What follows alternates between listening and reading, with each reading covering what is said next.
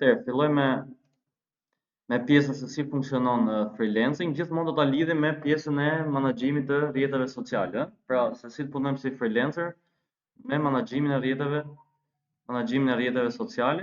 Atëherë disa fakte, ky është një prezantim më parshëm, domethënë se si funksionon pak a shumë pjesa e rrjeteve sociale. Ajo që domethënë platforma e freelancing, duhet kemi parasysh se numri i këtyre platformave është shumë i lartë dhe ajo që ana pozitive është se nuk ka një kufizim për sa i përket numrit të klientëve. Pra nëse supozojmë do punojmë si menaxher rrjeteve sociale në Shqipëri, dihet që klientët tanë potencial janë gjithë ata, po themi biznese që bëjnë pjesë në vendin tonë, ndërkohë që këtu nuk kemi limitime për numrin e klientëve. Por vështirësia tjetër qëndron në faktin që edhe numri dhe konkurenca është shumë e lartë. Megjithatë do ta shikojmë edhe konkretisht tek Fiverr, po ti shikoni numri edhe i atyre domethënë individëve shqiptar që janë në faqet e para, sepse në qendër të këtyre platformave është se sa ti ke aftësi që me kalimin e kohës ti jesh në faqet e para. Pra, gjithë synimi është i tij sepse edhe ne si klient që jemi, kur futemi për të blerë diçka ose për të marrë shërbime për të marrë shërbime në platforma të ndryshme, sigurisht që shikojmë faqet e para, se domethënë nuk është se i marrim gjithë platformën me radhë për ta parë. Kështu që vetëm një sekond. Kështu që do të kemi parasysh të dy këto element. Për sa i përket pjesës së Fiverrit dhe të Upworkut, atëherë ku ndryshojnë të dyja? Përgjithsisht Upworku punon me orë pune dhe pagesën e ka me orë pune, ka ato platformat e veta për sa i përket pjesës së, domethënë mënyrës se si domethënë të llogarit pjesën e kohës që ti ke punuar dhe pagesën që ti bën, dhe është konkretisht për individ pak më të specializuar, ndërkohë që Fiverr është ideali për të futur në treg. Pra, derisa të krijosh atë eksperiencën tënde se si funksionojnë këto platforma dhe atë pjesën e eksperiencës se si të bësh një menaxher rrjeteve sociale, po themi i suksesshëm. Gjëja kryesore tek të dyja këto platforma, po edhe platforma të tjera, këto të dyja janë ato që njihen edhe më shumë në Shqipëri, por ka edhe platforma të tjera si LinkedIn, sigurisht që është një platformë shumë e rëndësishme për sa i përket gjetjes së punësimit, por kryesisht Fiverr dhe Upworku. Pastaj freelancer dhe people per hour, por kryesisht freelancer është për projekte që kushtojnë pak më tepër dhe niveli i aftësive që duhet për të bërë pjesë e kësaj platforme sigurisht që është pak më i lartë. Atëherë për të bërë pjesë e këtyre platformave sigurisht që është falas. Ideja është që domethënë aftësia që ke ti për të futur sa më shpejt në platformë dhe për të bërë pjesë e algoritmit të saj, si thua. Dhe gjëja kryesore që është janë më pas review të klientit dhe koha që ti e shpërndan punën tënde. Por ta nisim konkretisht me regjistrimin në Fiverr. Dhe një gjë që do të keni kujdes që këto platforma nuk lejojnë që ti të hapësh 2-3 akaunte nga e njëjta IP. Pra duhet kemi kujdes te kjo pjesë. Pra nëse ti je loguar me IP-n tënde, domethënë te kjo IP je loguar me profilin tënd, dhe pastaj tek e njëjta IP futesh dhe logohesh me qoftë edhe për të parë një diçka tek një profil i dikujt tjetër, është shumë rrezik që ata mund të mbyllin të dy akaunt. Pra, dhe tek Fiverr dhe tek Upworku nuk lejohet që ti të kesh 2 akaunte, sepse vetë këto platforma të lejojnë që ti të vësh një numër të caktuar shërbimesh, pra 7, 8, 9 ose më shumë shërbime varet nga niveli që je. Kështu që nuk ka asnjë arsye sepse ti të hapësh 2 platforma të ndryshme, pra që një individ të punojë me 2 platforma të ndryshme. Atëherë, shkojmë tek fiverr.com dhe për të bërë, domethënë për të regjistruar, do shkojmë tek become a seller.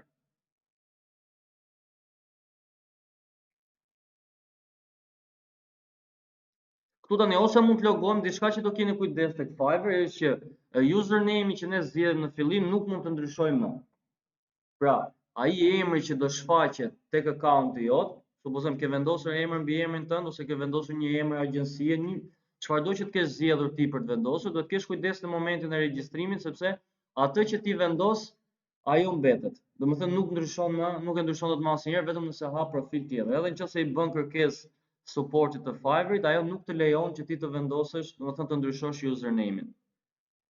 Ose me Google ose me email, pra nëse ne kemi direkt këtu të vendosur emailin e Google-it, po.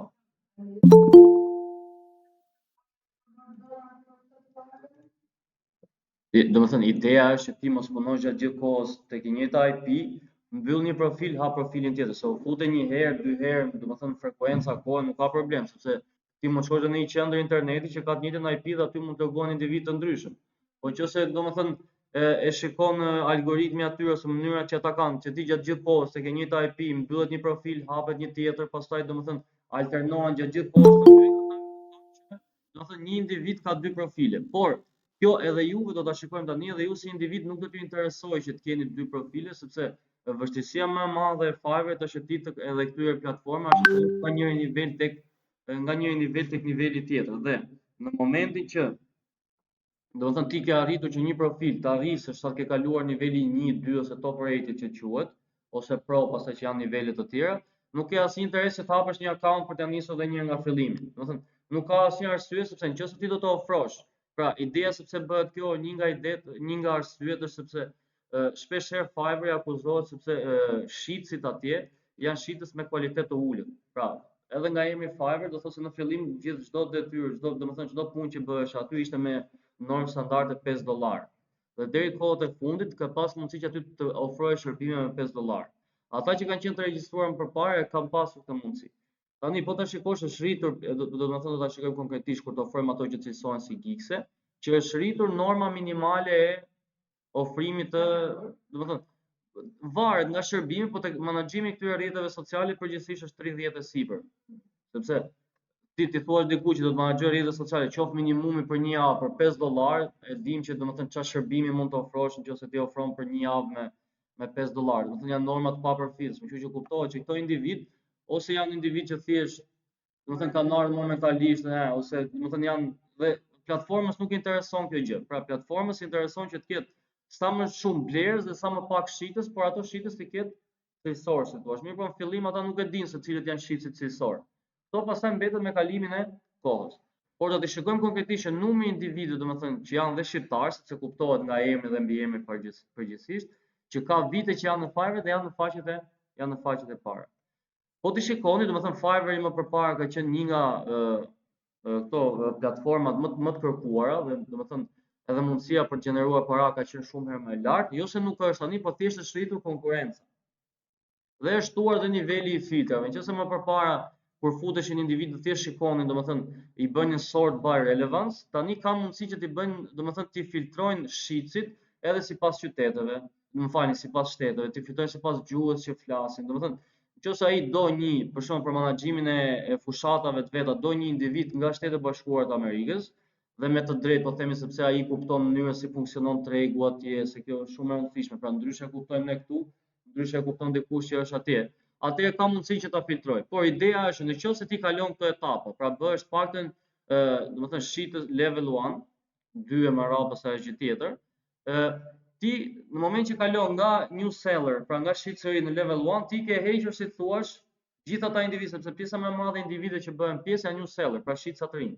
Në moment që ti kalon një nivel më lart, pak a shumë i ke skarcuar gjithë këto individë të tjerë. Pra nuk ke më konkurrencë si thuash me, po them me 20.000 individ, po ta kesh konkurrencë me 1.000 individ.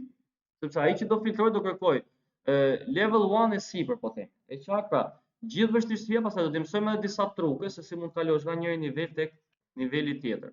Por ka disa gjëra që unë sugjeroj që ti mbani të dyja platforma, sepse ka disa features ose disa veçori që i ka njëra platformë që nuk i ka tjetra. Dhe ideja është domethënë ti do provosh të gjitha mundësitë që të shohësh te cila platformë do ngjesësh në fund, pra do ngjesësh për mirë, ose mund të jetë, pra nuk është se është një sukses i garantuar. Mund të mos heci të dyja, ashtu siç mund të buças puna tek të dyja. Unë në momentin e parë që jam bërë pjesë e Fiverrit, punën e parë, domethënë kam ndjekur një trajnim diku nga shtatori, punën e parë kam marrë në fund të dhjetorit.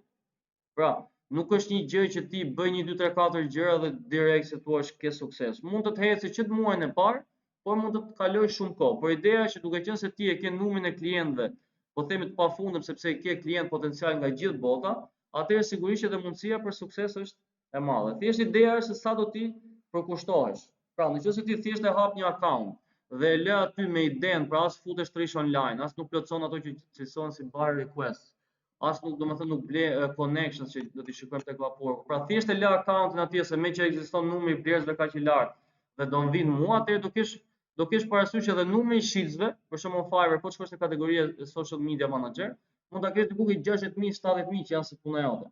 Ata nuk janë të gjithë akaunte aktiv. Pra mund të jenë akaunte që thjesht janë krijuar dhe janë lënë aty me kalimin e kohës dhe domethënë nuk janë më aktiv. Por ideja është që ti duhet të plotësosh disa kushte që të shpresosh që do të vi puna e parë. Ajo është gjithë problemi tek pjesa e punës së parë. Pra ose mund të krijojmë një akaunt me një email ose me Google-in që kemi hapur. Me këtë kemi hapur një herë.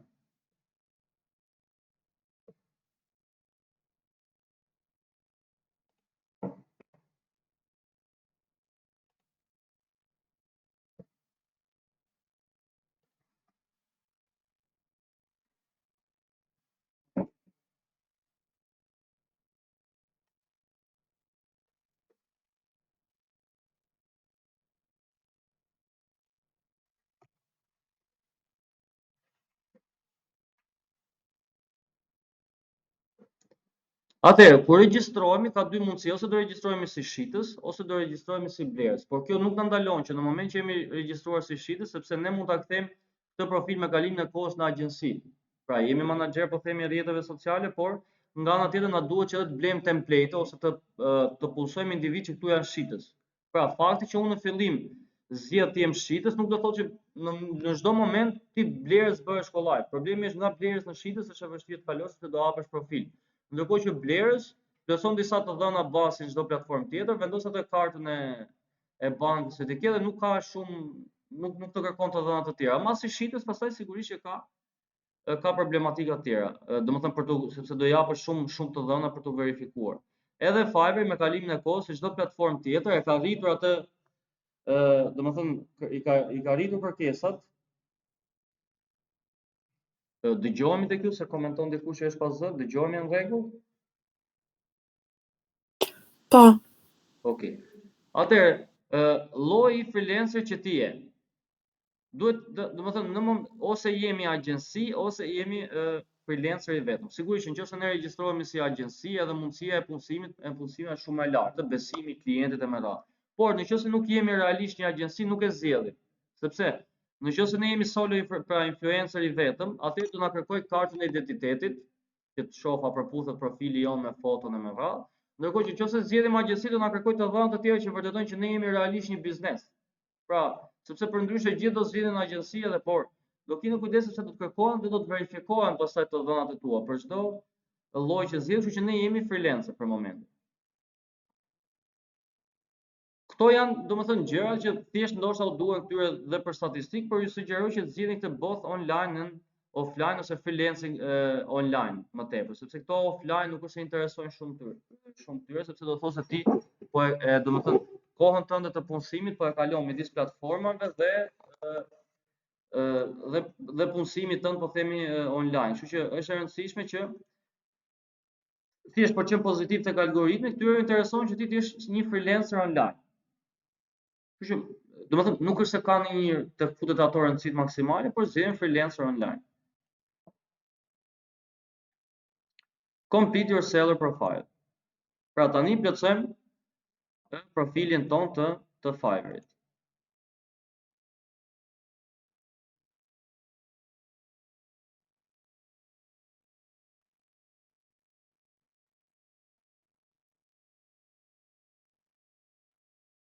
Pra disa këshilla që ti jep kjo pak a shumë se si funksionon platforma me radhë.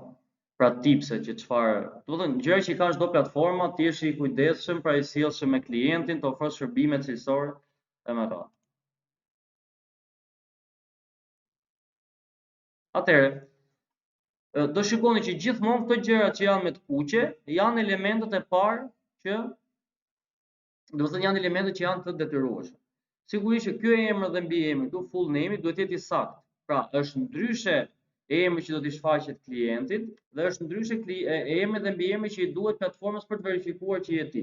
Pra, këtu do ta vendosësh emrin dhe mbiemrin të saktë, sepse në një moment të dytë do të kërkoj që ti çosh me foto kartën e identitetit ose pasaportën dhe do të kërkoj që ti bësh një foto selfie gjatë kohës që ta bën platforma. Domethënë, dhe nëse shef që nuk përputhet ajo kartë identitetit që ti ke vendosur ose pasaporta, nuk përputhet me atë që ti ke deklaruar këtu, sigurisht që pastaj ta mbyll ta mbyll akauntin për një periudhë caktuar kohe. Domethënë ta mbyll derisa ti dorëzosh të sakta ose ta pasoj nëse nuk i dorëzohet brenda fateve ta mbyll komplet.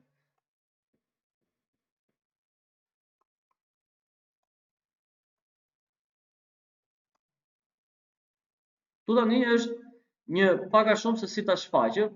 Më përpara ka qenë kollaj që ti të shfaqe dhe të vendosje emër, domethënë emër agjencie me radhë. Tani në moment që ti regjistrohesh si individ, kjo automatikisht përgjithsisht tenton që të shfaq emrin dhe një shkronjë të parë të mbiemrit tënd, për të qenë dhe sa më profesional.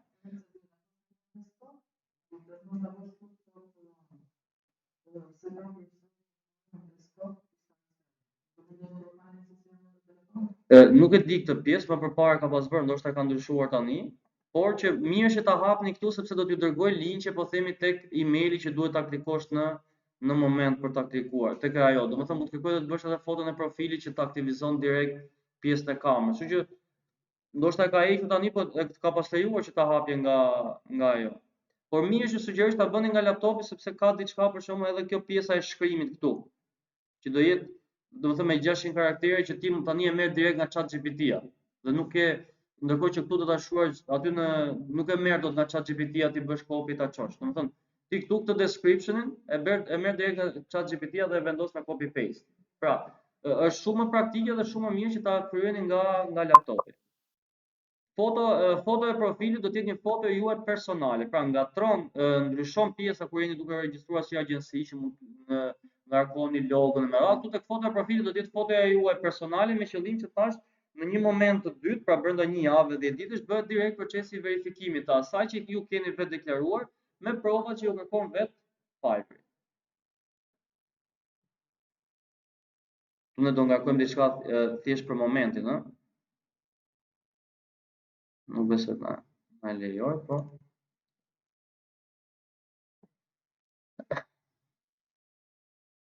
Description. Këtu tani maksimumi kemi 600 shkronja, ne do të përpiqemi që ka diçka domethënë. Ideja është që ne tentojmë, sepse këto platforma funksionojnë me algoritme. Pra ne do tentojmë që të kemi sa më shumë keywords ose top fjalësha, të cilat në momentin që dikush kërkon diçka për social media manager, ne ta kemi të përmendur në profilin ton, që algoritmi, pra gjë e parë, algoritmi sugjeron këtyre individëve ato profile të cilat janë më të suksesshëm, që ka shpërndar më shumë punë që quhet dhe që kanë marrë review më pozitive, sepse nuk intereson platformës që sugjeroj klientë të cilat nuk janë në gjendje të dorëzojnë punën, sepse platforma merr përqindje nga ju, pra merr 20%, nëse ti dërgon dikujt një punë që vlen $10, po themi, $2 ti merr këtij platforma dhe $2 dhe më tepër i merr blerësit. Pra diku që merr për gjithë punën që dorëzohet, merr diku nga 40-50%. Po themi ke 40%, kështu që nuk intereson, ndërkohë që blerësi ka diçka që blerësi është superior ndaj shitësit, sidomos tek Fiverr, nëse blerësi ankohet ose nuk e pranon punën tënde, atëherë ti je limituar në atë pjesë të ankesave që mund bësh, ndërkohë që shitësi në 99% të rasteve blerësi ka të drejtë. Dhe ka diçka, nëse 2, maksimumi 3 blerës ankohen tënde, pra që anullojnë punët ose japin review negative ose bëjnë review negative mund t'japin, nuk ka problem. Problem ka, po nuk është se mbyllet profili për review negative, por nëse ata bëjnë, po themi që ti, supozojmë ai ankohet që ky më ka dorëzuar një punë, unë e kam pranuar se kam parë për momentin, por ajo puna që më ka dorëzuar nuk ka lidhje me atë që ke kërkuar, ti merr warnings nga Fiverr. Dhe 2, me warningsin e 3 ti të mbyllet komplet profili. Mund të jesh edhe top rated seller. Pra nëse për një periudhë të shkurtër ti merr këto warnings që quhen, pra flamuj të kuq, ty të mbyllet profili. Ndërkohë që nëse merr review negative, nuk të mbyllet profili, por nga ana tjetër mundësia që të kthehesh në faqet e para vjen dhe shkon drejt zero, sepse Fiverr i shef që ti e duke lënë klient të pakënaqur. Dhe ai klienti me shumë mundësi do të largohet nga kjo platformë sepse thotë shitset e kësaj platforme janë, pra nuk më pëlqejnë. Kështu që ti do tentosh që domethënë me të gjitha mënyrat që Fiverr algoritmi të çojë tek këto klientët që ti domethënë tek klientët e potencial. Tani këtu do bësh një description të vetes tënde. Pra që kur një individ të shkojë tek profili jot, të shikoj pra në çfarë projekte, domethënë këtu në një farë mënyrë është ja pjesa e CV-s ku tregon për veten tënde që mund të jem një person këmbgulës, kam kaq vite punë në këtë fushë me radhë. Këtë më sot është shumë kollaj, më nëse përpara do ta shkruaj vetë, sot e krijon tek ChatGPT-ja.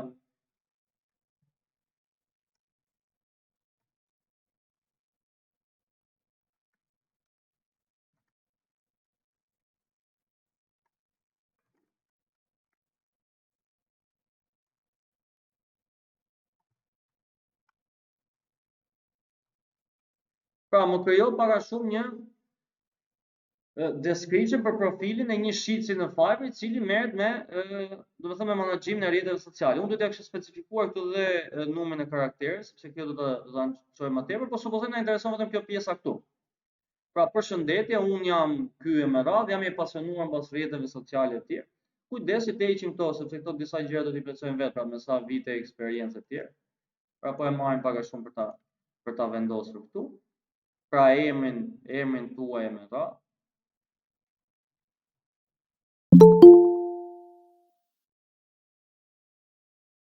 Pra me supozoj me 5 vite eksperiencë, për këto nuk është të kërkoni verifikim. Pra pak a shumë nga 551 fjalë, pak a shumë jemi në rregull, ë? Pra thjesht një bio të shkurtër për profilin ton se kush jemi ne, me çfarë merremi etj. Këtu tani tek pjesa e gjuhëve, është e rëndësishme sigurisht që pjesa e anglisë është patjetër. Nuk është të kërkoni verifikim, pra ti mund të jesh bazik tek njohuritë tua. Përshëndetje, më fal. Po. Tani u futa, kjo është Fiverr?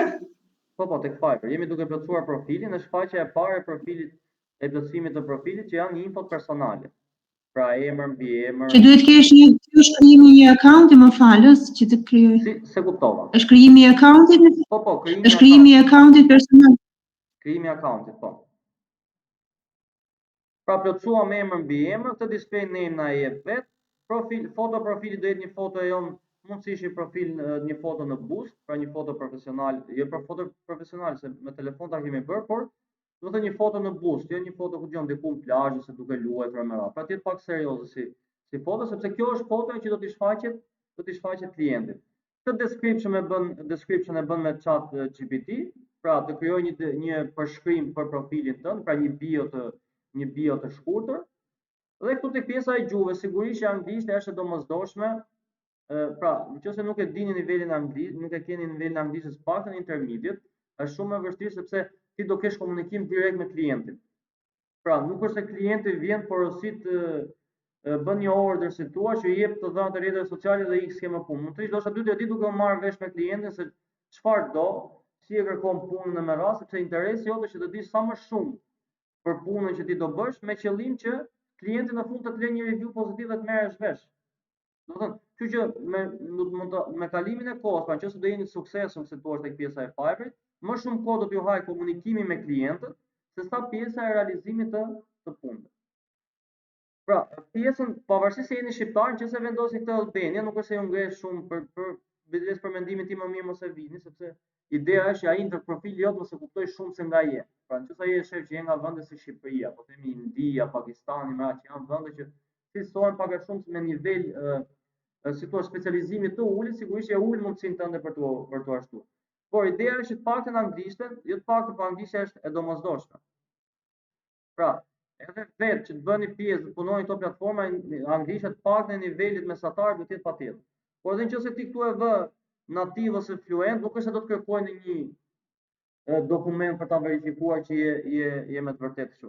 Se pastaj klienti do ta kuptojë me kalimin e kohës, domethënë gjatë komunikimit që nëse mund të kesh probleme ose jo.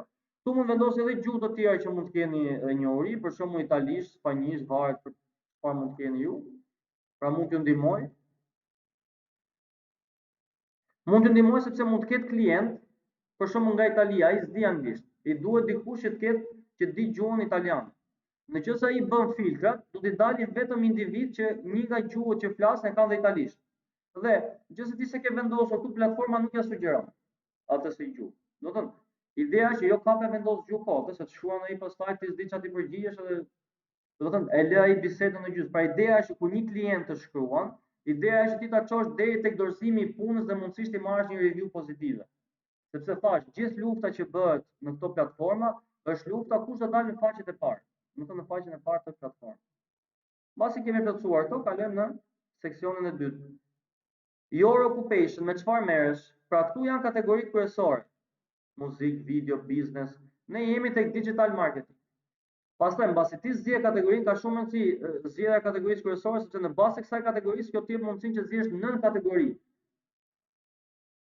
Pra, sa vite ke që merresh, supozojmë nga viti këtu tani sigurisht nuk është mirë të gënjejmë, por ideja është ne t'japim idenë që kemi vite që merremi me këtë punë.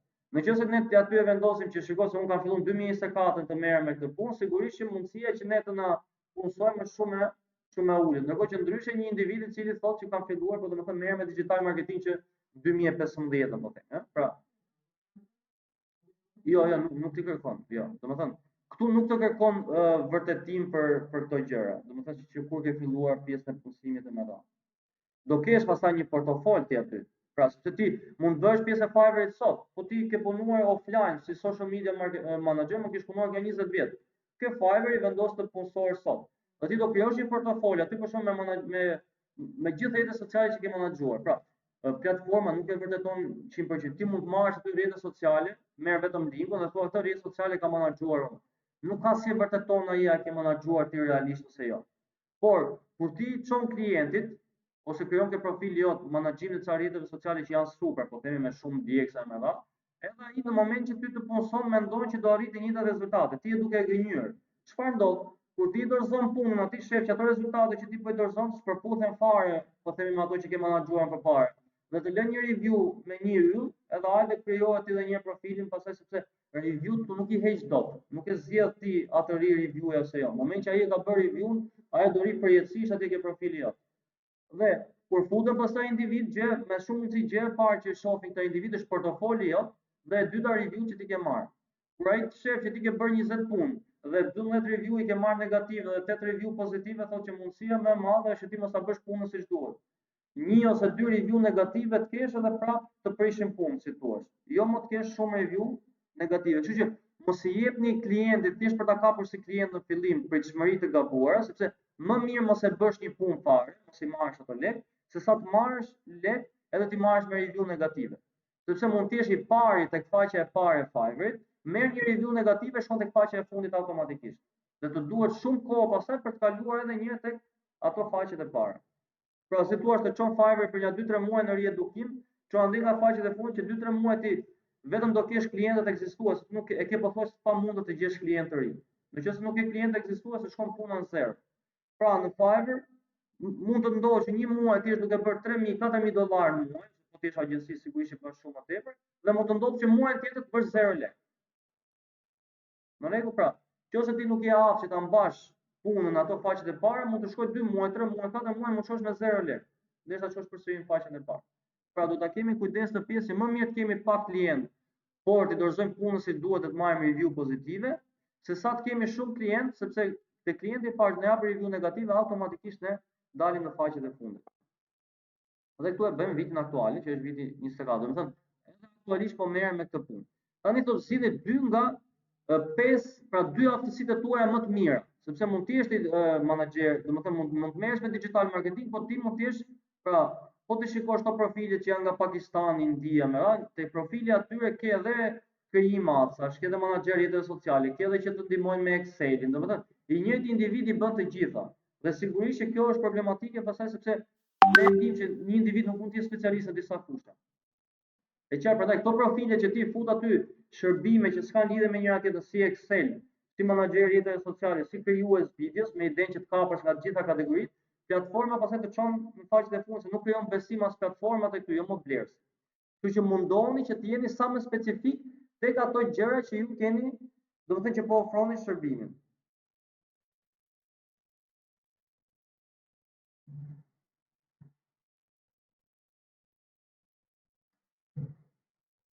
Ta qëmë edhe një linkë, se ndoshta ka dikush probleme për të lidhur.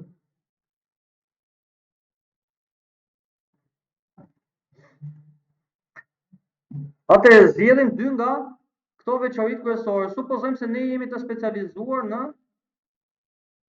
affiliate marketing edhe social media advertising, po themi.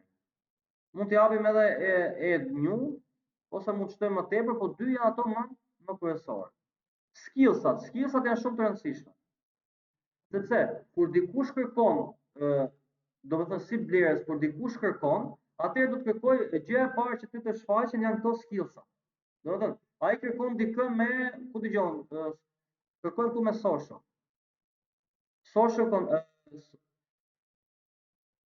Social media branding. Shikoj këtu. Pra, unë kam aftësinë që të krijoj një brand në social media, po themi. Pra, të rris brandin tënd. Atë që ke, markën që ke ta krijoj një brand, po themi. Edhe këtu experience level, pra mund ta kesh beginner, intermediate ose expert. Pra, sa aftësi ke ti për ta bërë këtë gjë realisht. Do të them, tash mirë që gjë këto ti kemi këtu. Nuk të kërkon verifikim. Pra ti mund të shtosh skills këtu dhe thash, duhet që nivel, domethënë, kjo është skills, pra ti mund të kesh aftësi shumë mira dhe në Excel. Por nuk shkojnë të dyja. Pra, sepse nuk krijon besim tek ai individi që ti je shumë i mirë dhe në Excel dhe në social, mund të ndodhë 1 në 1000, 1 në 100.000, po themi, që individi të ketë aftësinë tek të dyja, por besimi tek klientët është shumë i vështirë për tu krijuar.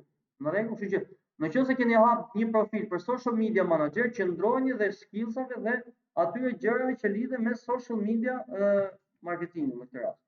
Këto dhe skills atje, këtu vendos sa më shumë skills, po themi që të lejon, por që të jenë të ngjashme me njëra tjetrën. Po themi marketing, që thojmë këtu pra. Dhe shohim se çfarë na sugjeron. Me pak fjalë ne që kemi, domethënë gjithë to vite kemi punuar si profesion ekonomist dhe tani dua që të bëj diçka të ekstra. Nuk duhet të vendos asnjë aftësi që kemi nga këto? Mirë është mos ta vendosë, sepse do të thotë ti mund ta kesh aftësinë aty, por çfarë intereson aty, për shkakun që ti je ekonomist në Shqipëri, për shkak. Ajo thotë që niveli i aftësive të tij është i ndarë midis marketingut të rrjeteve sociale, po them kot, dhe të qendrit ekonomist. Ndërkohë që ai edhe unë vet ose ti po ti jesh, për shembull, do të interesonte dikush që është shumë i specializuar në atë fushë. Pra që merret vetëm me marketing, domethënë, për mendimin tim më mirë mos e vendos, pra është shumë mirë që ti të vendosësh aftësinë që ke vetëm tek kjo për arsye që po ja hap profilin tënd, ose për ndryshe nëse ti ke nivel te Exceli, hap një profil për Excelin. Ta hap tjetër ekstra, vetëm për Excelin.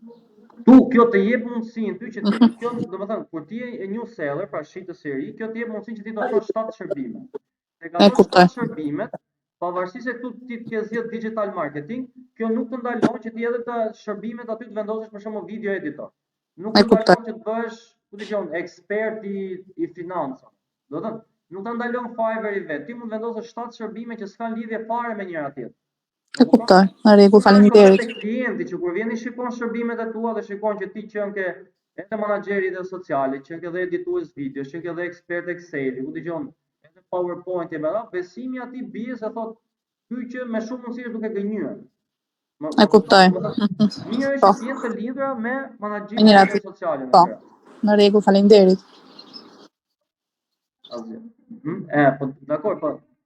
Do të thotë ata e shikojnë sipas vendit ku janë. Do të thonë ai thotë ky do të jetë specializuar në këtë pjesë tuaj. Kjo pjesa education dhe certification nuk janë të detyrueshme dhe mund t'i plotësoni, por do të thotë mund mos i plotësoni, por se i plotëson nuk është se ka një gjë. Ose bachelor këtu. Jo, prit. Këtu e kemi.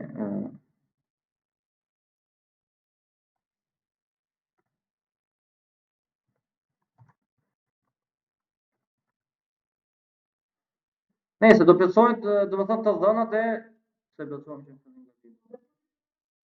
Jo, kjo nuk ka problem, biles. Unë sugjeroj të mos ta plotësoni që mundësisht mos dalë kjo pjesa e Shqipërisë, të dalë sa më pak. Jo se ka ndonjë gjë. Po pra, atë do thoja. Përderisa ideja që kjo është një gjë që atyre u del vetëm kur të futen tek profili juaj. Do të thonë që se futen dhe kërkojnë tek profili juaj për të parë konkretisht, por mundësisht që kjo pjesa që jeni nga Shqipëria, jo vetëm nga Shqipëria, mundësisht që të dalë sa më pak. Kështu që mos i përfshini këto pjesë. Këtë pjesën e certifikatave mund ta përfshini. Social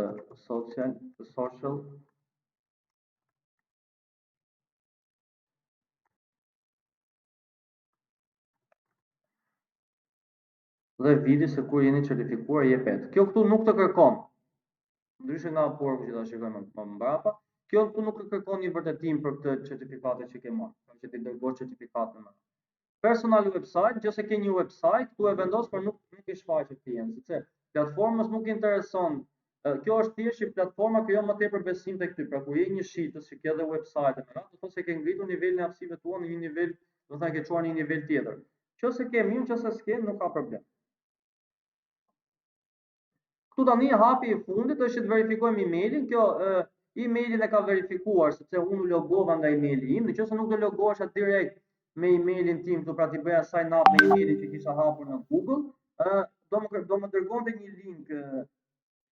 dërgonte një link, atje tek emaili dhe unë thjesht do ta klikoja, si tek puna I Albania se më dha.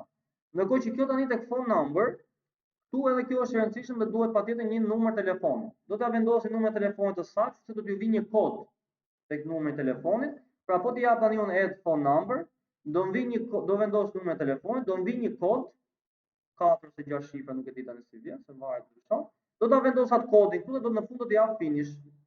Dhe je në rregull, ka mbaruar plotësimi I profilit. Pra ky është hapja e parë, hapi I parë që është plotësimi I profilit në file. Në rregull?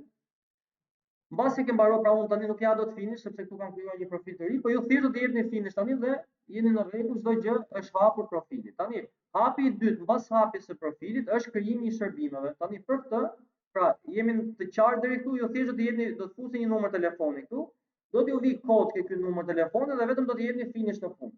Dhe ka mbaruar procesi I krijimit të profilit që është hapi I parë. Pra unë do t'jap finish se I bie të krijoj edhe një account të ri dhe unë numrin e telefonit e kam përdorur një herë, kështu që nuk mund ta përdor prapë. Juve kur të vendosin numrin tuaj të telefonit, thjesht do t'i jepni finish këtu dhe ka mbaruar procesi. Unë tani do logohem tek profili im aktual që kam.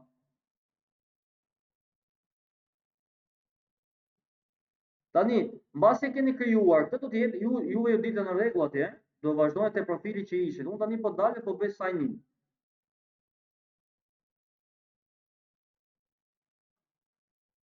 Tani, mbasi ta keni krijuar profilin, do ju shfaqet, ky do jetë profili juaj. Pra që do t'ju shfaqet, por është një profil thjesht që ka plotësuar të dhënat kryesore. Do të thënë emër, mbiemër, ato që më tepër janë të dhënat që I duhen platformës dhe 99% atyre të dhëna nuk I shfaqen vlerës. E qartë? Tani do shkoj si individ dhe të krijoj ato që cilësojnë gigs. Gigs janë shërbimet që ti ofron. Në rregull? Ti kur je shitës I parë, pra që quhet niveli I parë shitësit, domethënë level 1, jo level 1, new seller, sapo je futur në platformë, sepse level 1 duhet të kesh bërë $400 shitje, pra ka disa mënyra se si kalon nga një nivel tek tjetër. Një nga kriteret që është pagesa që ti ke marrë. Për të kaluar në nivelin e parë, duhet të kesh bërë pakën $400 order. Për të kaluar tek niveli I dytë është 2000 dhe për të kaluar tek niveli I tretë, pra top rated seller, duhet të kesh kaluar 20000. Por pastaj duhet të kesh edhe këtë që niveli, domethënë përgjigjet që ti ke kthyer klientit duhet të jetë brenda kaq minutave, duhet që klienti të kthesh të gjithë përgjigjet, po themi nëse kalon bie në 95%, pra nuk ka të bëjë vetëm se ti kalove një level 1 dhe nuk bie prapë poshtë. Nëse ti e ke kaluar atë fazën e parë që është pjesa e pagesave që ti ke marrë, por në platformë shef që çdo muaj bëhet vlerësimi I nivelit. Nëse platforma e shef që ti gjatë këtij muaji të kanë shkruar 10 klientë, po themi, dhe 8 nga këtyre klientëve të tjerë ke kthyer përgjigjen e parë gjithmonë. Përgjigjen e parë ja ke kthyer mbas 2 ditësh, sigurisht që ta ul atë në response rate. Pra ata kanë një që ti brenda 10 orëve të paktën do të thuash high klienti, sepse kur klienti ka shkuar dhe ti I kthen pas 10 orësh përgjigje, më shumë mundësi ai klienti është larguar. Mund të larguar nga ty, ka shkuar tek një shitës tjetër, por mund të larguar edhe fare nga platforma sepse thotë nuk mora përgjigje. Pra, ideja është që platforma të limiton ty në disa gjëra, me qëllim që të krijojë një emër sa më pozitiv për veten e vet, se ajo përfitime merr në fundit nga blersi. Edhe nga ty merr 20%, po po s'pati blersa të ketë shitës sa doj. Edhe ana sjellta është e vërtetë, që po të ketë blersa po s'ka shitsa, por nëse krijohet për platformën një ide që ajo këtu merr në kjo platformë ne marrim shërbime që nuk janë të vlefshme, sigurisht që për platformën kjo është diçka negative. Kur je shitës I parë, kur je new seller, ti ke të drejtë maksimumit krijosh vetëm 7 gigsa. Kur kalon pastaj level 1 të shtohen dhe 3 gigsa të tjerë. Kur kalon to për level 2 të shtohen dhe 7 gigsa të tjerë. Por përgjithsisht dhe këto të 7 janë të mjaftuar. Pra ti si menaxher rrjeteve sociale, këto shërbime ofron. Tani nuk është e detyrueshme që ti të plotësosh 7 shërbime. Këto shërbime mund të jetë edhe kështu, një shërbim mund të jetë unë menaxhoj Instagram, shërbimi tjetër menaxhoj Facebook-un, menaxhoj TikTok-un e mëra, mund të jetë ndarë veç e veç.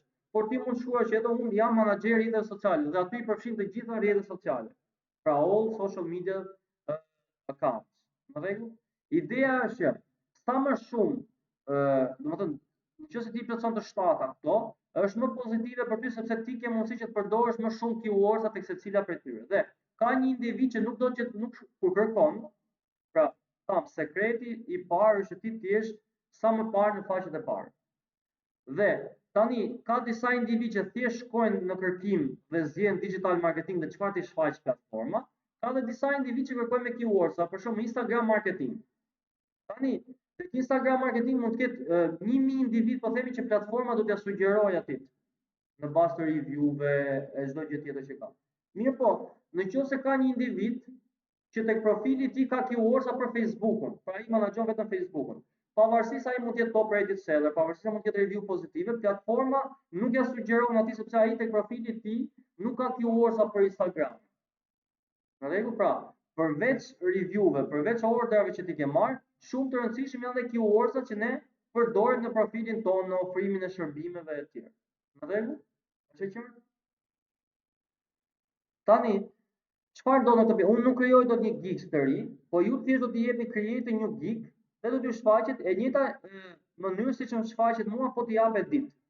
Pra, po t'i jepni ju tani create a new gig, nuk do t'ju dalë si mua që thotë që keni arritur numrin maksimal të gigsave, por do t'ju dalë siç do më shfaqet mua tani, po t'i japet ditë.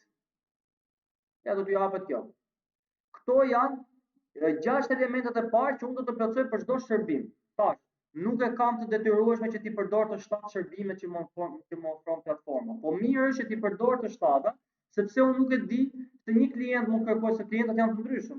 Një klient kërkon me keywordsin Instagram, një klient kërkon me keywordsin marketing, një klient kërkon me Facebook e më radhë. Dikush është interesuar ti menaxhosh vetëm TikTok-un. Pra varet nga llojshmëria e klientëve se çfarë kërkojnë. Mirë se çfarë kërkojnë. Mirë është që unë ti kem të përfshija në profilin tim të gjitha që me qëllim që të kap sa më shumë klientë. E qartë? Tani, gig title. Të I will e kanë veta. Kudo që të futesh në Fiverr, gjithë shërbimet e kanë I will, edhe ti do bësh vetëm se çfarë bën pjesa tjetër. Maksimumi e ke me 80 karaktere. Tu do të kesh kujdes te gig title, për shembull, sepse ka disa gjëra që këtu janë të ndaluara. Për shembull, ti nuk mund të shkruash unë do të bëj detyrat e tua të shtëpisë, po them. Ta mbyll direkt gigun Fiverr. Ose për shembull të thua që unë do të jap 1000 subscribers në YouTube. Është diçka ndaluar, si do t'ja japësh 1000 subscribers? Ose do t'ja japësh me emailë, domethënë fallse, që thjesht janë krijuar dhe jep subscribe, por tani prapë sa lejon YouTube se të gjurmon IP-n e më radh. Por, pra, duhet të keni kujdes, janë disa gjëra që nuk lejohen nga platforma. Dhe platforma të lejon ti shkruash, e bën gjithë të punën ti i plotson këto.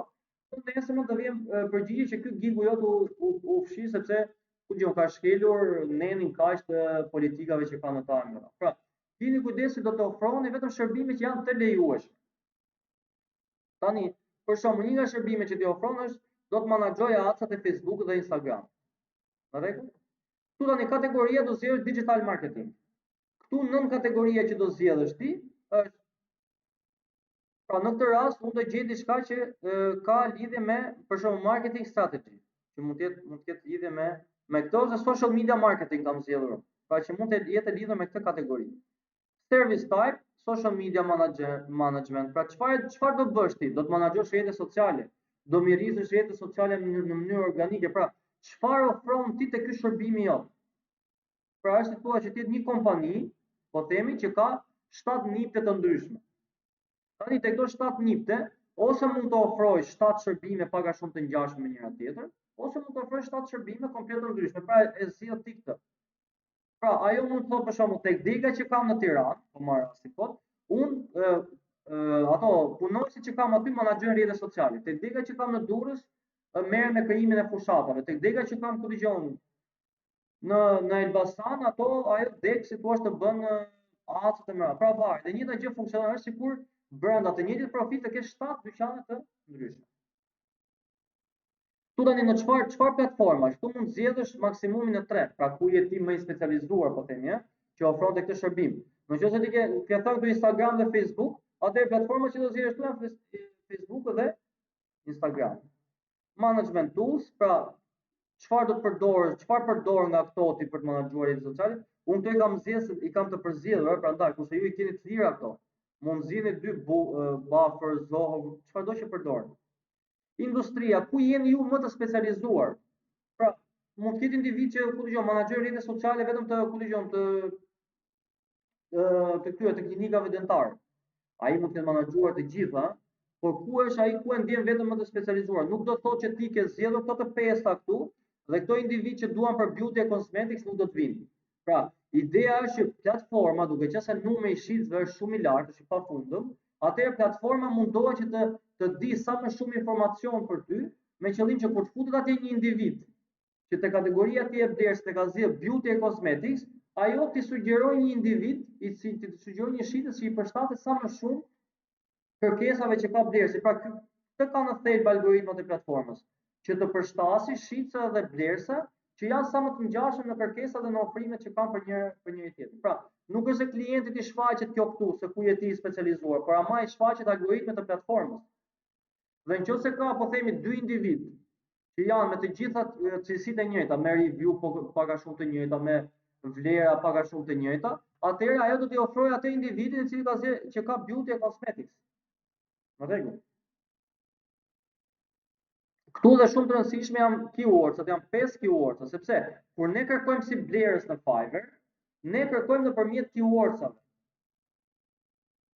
Në rregull? Pra kur kërkojmë si blerësa në Fiverr, ne kërkojmë nëpërmjet keywordsave dhe gjëja e parë që u shfaqet nëse unë ke keywordsat e mi. Këtu kam shkruar vetëm Facebook, Facebook Ads, Facebook Seller, Facebook Advertisement në radhë, dhe dikush kërkon me Instagram, mundësia që unë t'i shfaqem më shumë i ulët, sepse do t'i shfaqen ato shitësa që te keywordsat e vet kanë zgjedhur keywordsa që lidhen me atë shërbim që ata ofrojnë. Pra, nëse unë këtu po ofroj ads për Facebook dhe Instagram, te keywordsat e mi do të jenë fjala ads, do të jetë një fjalë tjetër me Facebook patjetër, dhe një tjetër pakti me Instagram. Pastaj unë kam shkruar Facebook ads ose Instagram ads. Advertisement dhe seller, pra mund të shtojë dhe të tjera. Këto janë dhe gjëra që mund të ndryshojnë me kalimin e kohës. Ti çfarë bën? Shkon futesh si blerës në Fiverr dhe shkruan aty vetëm Facebook. Edhe shikon ato keywordsa që shfaqen të para, ato janë më të kërkuar. Do ti mund të zgjedhësh ato, mund të vendosësh te keywordsat e tu. Kjo është paqja e parë, që është një overview. Mbasi ke plotësuar këtë, kalon tek jep save dhe kalon tek e dyta, që është pricing, vendosja e çmimeve. Këtu tani ke mundësinë ose të ofrosh 3 paketa të ndryshme ose mund të ofrosh vetëm një paketë. Përgjithsisht rekomandohet që ti të ofrosh 3 paketa. Pra ti i thua, po themi, unë do të menaxhoj rrjetet sociale për 1 javë, paketa e parë. Paketa e dytë që unë do të menaxhoj rrjetet sociale po themi për 2 javë, për 20 ditë, varet. Paketa e tretë mund të jetë që unë do të menaxhoj rrjetet e tua sociale për 1 muaj. Pra, nga paketa në paketë i shton diçka. Ose mund të kesh të treja paketa që unë do të menaxhoj rrjetet e tua sociale për 1 muaj, por tek paketa e parë shënon që do të bësh vetëm postime, tek paketa e dytë ose do të thonë do bësh postime vetëm foto, ose do të menaxhoj rrjetet e tua sociale për 1 muaj, por do të bëj 3 postime në javë.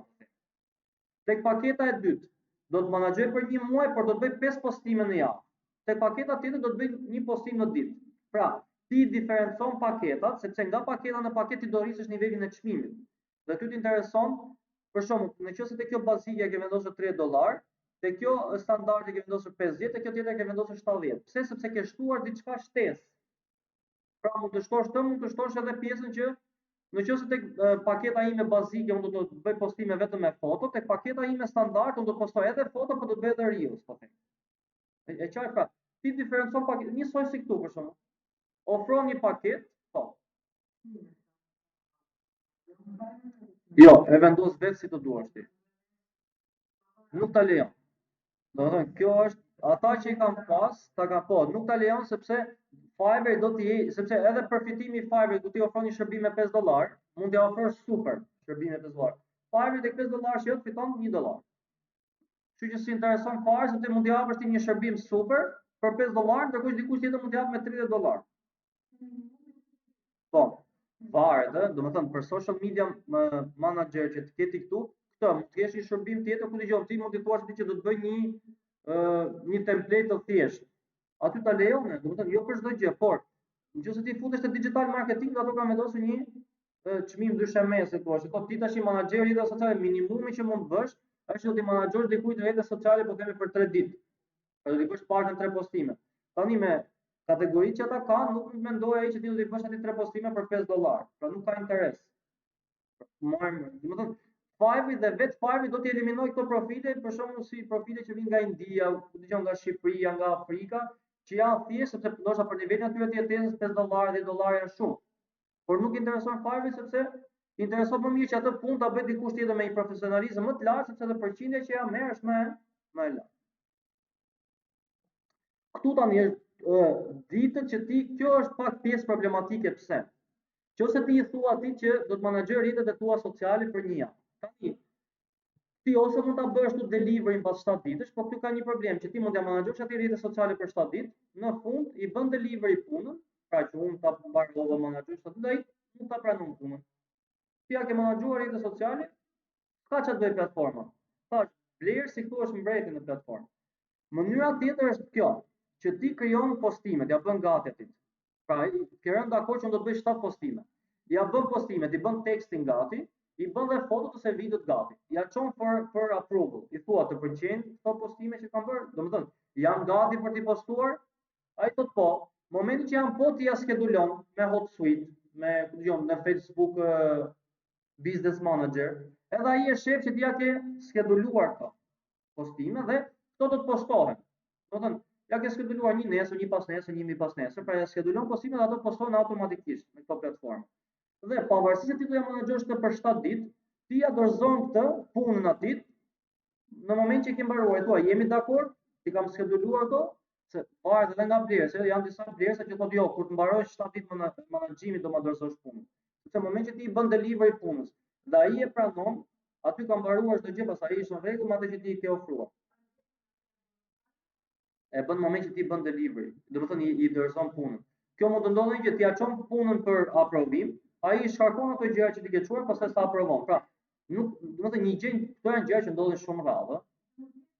Po, normal, domethënë siç mund të jetë tek pjesa e shitsit, që ti thua ti po, i thua, do të pëlqejnë këto punime kështu ti skedulon, ndërkohë që ti ato mund të kish bërë për dikë tjetër, pra mund të me drejt autori, po ja fushkon. Dhe aty mund të ndodhë kjo problematikë, domethënë nuk ekziston kjo mundësia në 100%. Por unë në eksperiencën time nuk ka ndodhur asnjëherë. Domethënë, kështu që ata që futen këtu kanë regjistruar kartën, duan një shërbim me radhë, sepse edhe ti pastaj mund t'i lësh review negative atij blerësit. Siç review-ja e ti mbetet te ty, për gjithmonë edhe review-ja jote mbetet te ai, sepse ai nesër mund shkojë tek një profil që të kërkojë diçka, ata futen, thotë, ty pas ka bërë këtë të tjerë, pas ka bërë të njëjtën gjë, thotë. Të gjithë shitset ti pas kanë lënë review negative, domethënë me këtë individ shumë merr ke vesh, nuk ja bën më punën asnjëri. Pra, ose përfundet i Fiverr dhe nxjerr nga platforma. Domethënë, janë gjëra që mund të ndodhin, por frekuenca e ndodhjes është shumë e rrallë. Për mos thënë që ndodh shumë rrallë. Pra, mund t'ja bësh të delivery, në moment që ai pranon punë dhe ti e vazhdon menaxhimin e punës. Kjo është mënyra më ideale. Që ti, pavarësisht do t'ja menaxhosh për 1 muaj, ja dorëzon këtë punë sa më shpejt. Të bëj një pyetje? Po. Te profili jon mund t'i ndryshojmë apo vetëm një herë në fillim vendosen dhe pastaj ndryshojnë? Këto ndryshojnë. E vetmja gjë që nuk ndryshohet është vetëm username-i. Çdo gjë tjetër këto gigsat i fshin, i shton, ndryshon çmimin, domethënë gjitha këto tani janë gjëra që editohen në çdo moment dhe editohen brenda momentit, nuk ka asnjë problem. Këtu tani numri i platformave që do të menaxhosh, nëse do të menaxhosh Fiverr, Facebook, Instagram, po themi, Facebook, Instagram, TikTok, ke 3 platforma, shënon 3 këtu. Nëse do menaxhosh vetëm Instagram dhe Facebook 2, nëse vetëm njërin, shënon vetëm njërin. Pra, page evaluation, pak a shumë që ti bësh një evaluim faqes që ai ka, ti gjesh gabimet, problemet që mund të ketë me radhë. Content creation. Pra, content creation këtu ti do ta krijosh content. Pra, varet se çfarë po ofron, mund t'i ofrosh atij edhe thjesht një ekspertizë të faqes. Pra, nuk do t'ja menaxhosh faqes. Vetëm do vjen dikush dhe thotë, "Ma shiko faqen time të Instagramit edhe më thuaj çfarë kam bërë gabim, çfarë duhet korrigjoj." Vetëm kaq mund të jetë puna. Nuk duhet të më menaxhosh asnjë gjë. Pra, shërbimet që ofrohen dhe kërkohen nga Fiverr mund të jenë nga të paimagjinueshme që ndoshta s'u shkon mendja për se çfarë mund të kërkojnë këtu. Mund të kërkojnë edhe gjëra që për ju janë shumë elementare, shumë bazike, kërkojnë ata. Për shembull, un kam pas raste që dikush paguan $120 në muaj për të gjetur foto me motivational. Thjesht i futesh në Google, ti thjesht i shkarkoje, ja skedulonje, po themi për punë, sa mund të duheshin ato, për punë 1 orë, ai paguante $120, që ishte një gjë që mund ta bënte shumë thjesht vetë. Por duhet marrim parasysh që niveli ose standardi aty pra $120 për një amerikan ose për një biznes amerikan janë shumë pak krahasuar me çfarë janë $120 për ne. Pra ne themi si ka mundësi paguan këtu $120 për kaq pak punë që unë do t'i bëj. Ndërkohë që ai $120 mendon sikur 1 orë punë në Amerikë, po themi.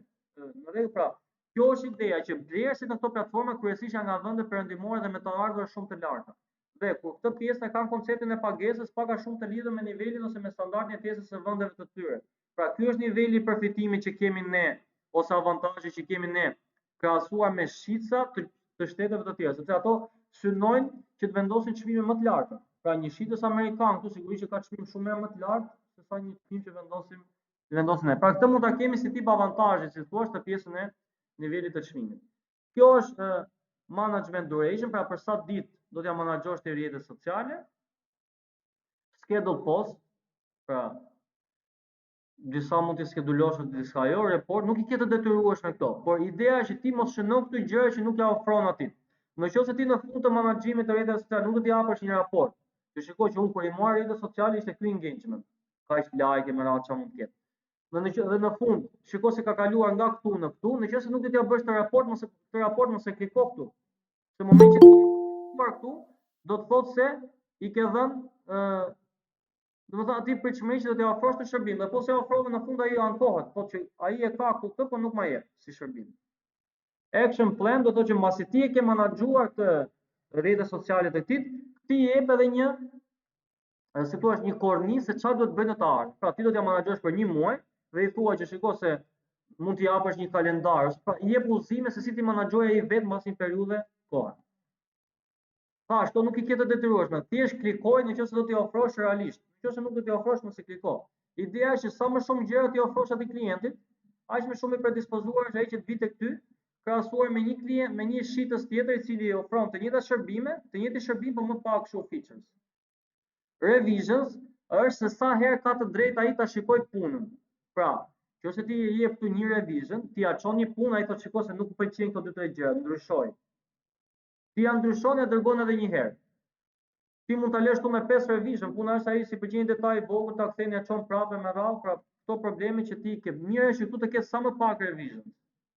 Pra mos e bëj shumë se pastaj klienti shikon një gjë më të vogël ta kthen prapë, për një budallik po themi sa më të vogël. Dhe pastaj çmimi këtu është komplet në dorën tënde. Sa e vlerëson ti punën tënde ose sigurisht do të bësh edhe pak a shumë një kërkim tregu në Fiverr. Pra do shikosh ku variojnë këto që ofron ti, sepse ti mund të vësh në një çmim do $3000, po do të vi asnjë. Pra nuk se të pengon njëri. Puna është që do shikosh që ku janë çmimet e tua krahasim me tregun. Këto janë extra services, pra ato që si ke zgjedhur këtu, për shembull, additional management duration days. Pra nëse unë nuk do ta menaxhoj për 30 ditë, saç është maksimumi që më lejon ti, po do ta menaxhoj për 35 ditë. Mirë, po që ta menaxhoj për 35 ditë, do më japësh $5 shtesë. Këto për mendimin tim mos u fusin në fillim, se nuk është se ka një benefit si thua. Masi ke zgjedhur, sepse këto janë edhe, pra nëse ti do bësh engagement me followersat, i thua, unë do përfshi edhe me followersat e tu, pra ata do komentojnë, unë do t'i kthej përgjigje, do t'i jap like, komenteve me radhë. Mirë, po që ta bëj këtë, dua po themi $20 shtesë. Do ta bëj po themi për 7 ditë me radhë, pra nëse do ta ofrosh si shërbim. Edhe jep save në fund. Mbasi ke dhënë save ti seksioni, do kalosh tek description. Këtu tani, kjo është një nga pjesët më të rëndësishme të plotësimit të shërbimeve. Pse? Këtu tek description do përpiqesh që të futesh sa më shumë keywords ose tok fjalë, po themi, që lidhen me këtë shërbimin që ti ofron. Pra, ti këtu po i thua në një farë mënyrë po i mbush mendjen klientit. Kjo është më e rëndësishme se ajo bio që kishe tek profili jot. Ti këtu do t'i mbushësh mendjen klientit sepse ai do të zgjidhë ty.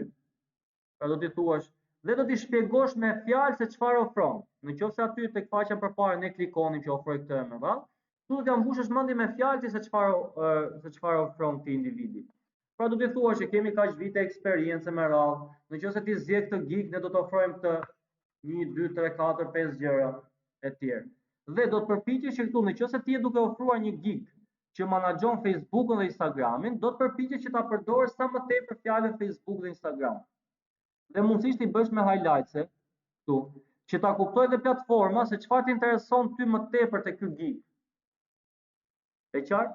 Por nuk është se ti mund ta teprosh të vendosësh 20 herë fjalën Facebook ose Instagram, se nuk ta lejon, thotë ke tepruar. E qartë? Pra, përpiqu ta përdor sa më shumë për brenda standardeve që të lejon platforma. Pra, këtë e bën sigurisht me ChatGPT-n. Pra i thua më bëj një description për gig, pra gig description.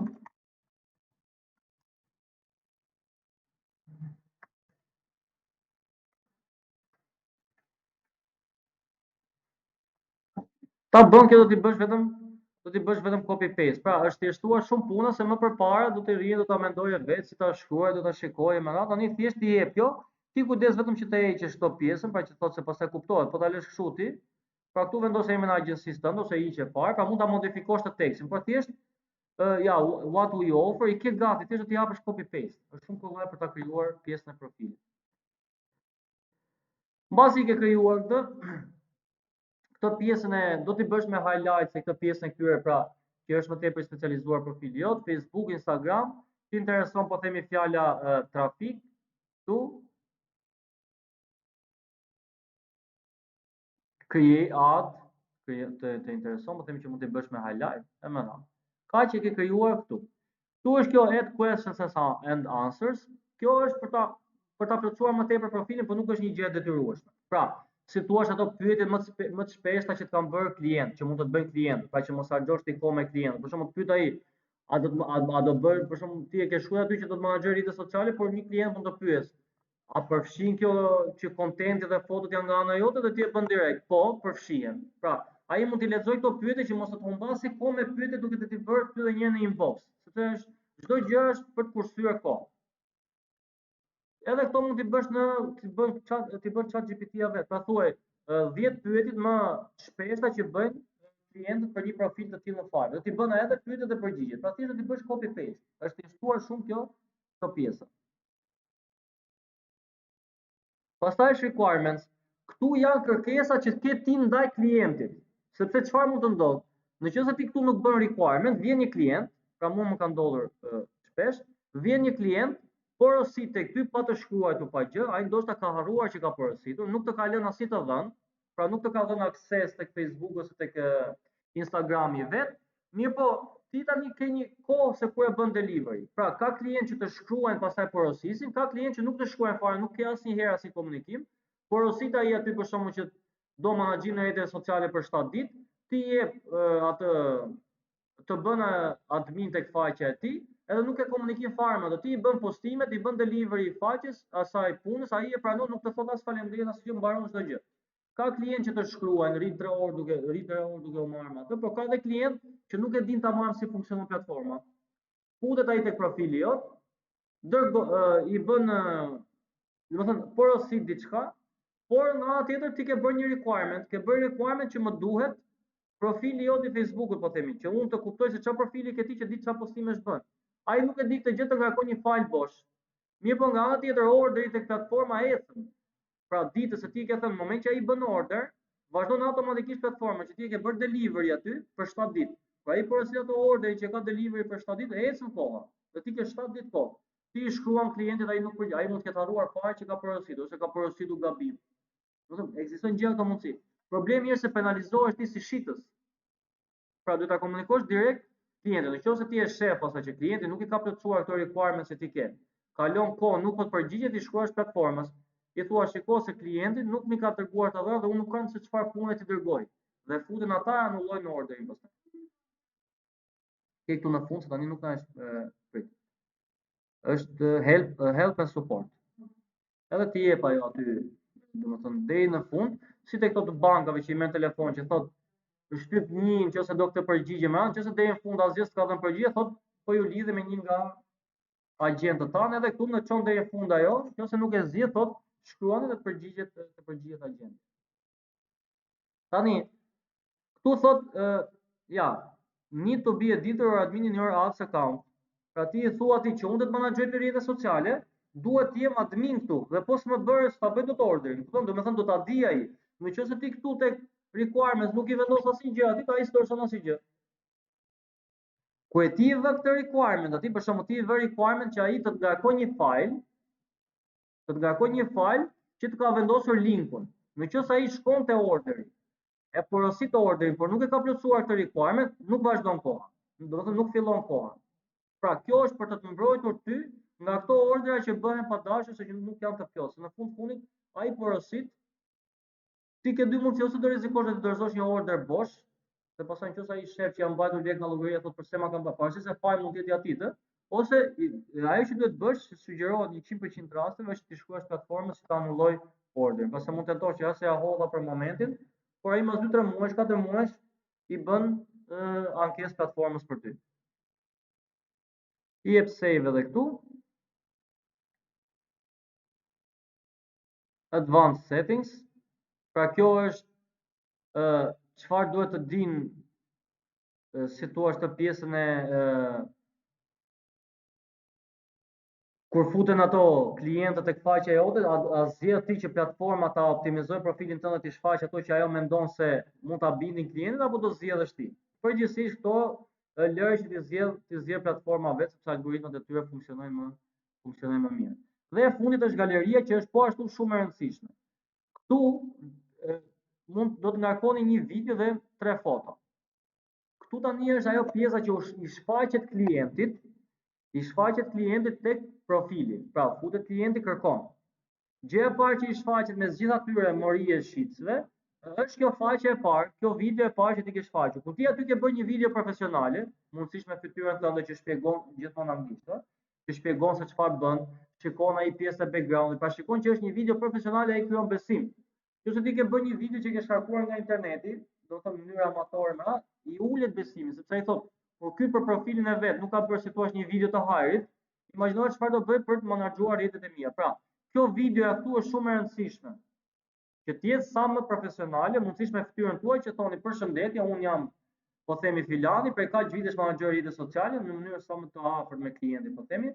Pra kjo nuk bëhet për çdo klient specifik, kjo vetëm një herë e bën. Dhe ngelet tek profili jot. Dhe i specifikoj që unë do të bëj maksimumin për të menaxhuar rrjetet e tua sociale me radhë, dhe ai krijon një farë besimi.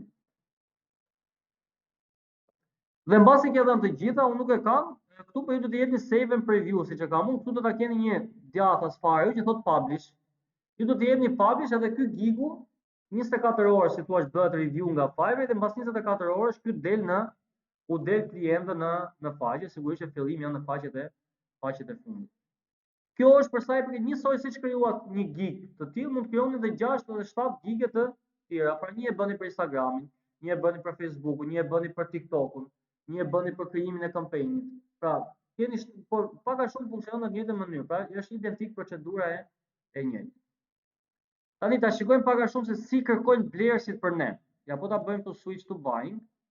Tani unë supozojmë se jam një blerës. Shkoj këtu tani, ose mund zgjedh digital marketing, ose mund klikoj direkt tu social media marketing. Këtu tani e shikon, pra kjo më jep mundësi që të çfarë më kërkohet, më kërkoj dikë që të blej, pra të më menaxhoj rrjetet sociale, social media marketing, klikoj prapë këtu.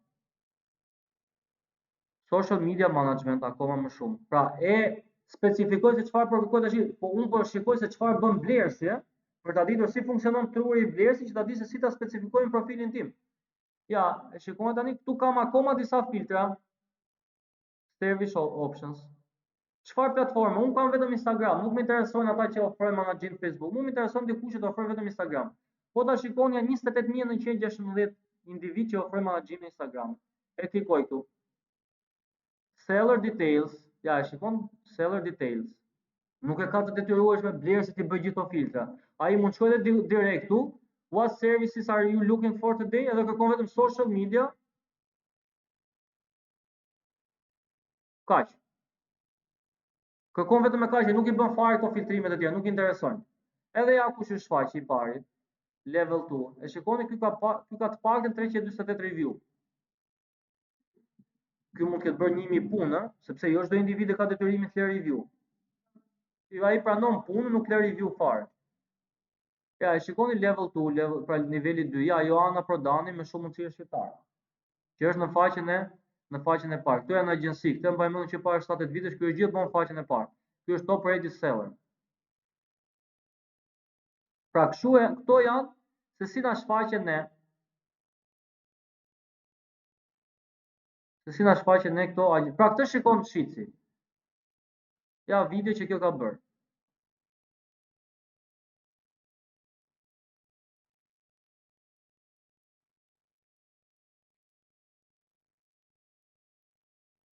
Sigurisht mund të ishte edhe pak, e ka edhe pas zë, mund të ishte edhe pak më profesionale, ëh?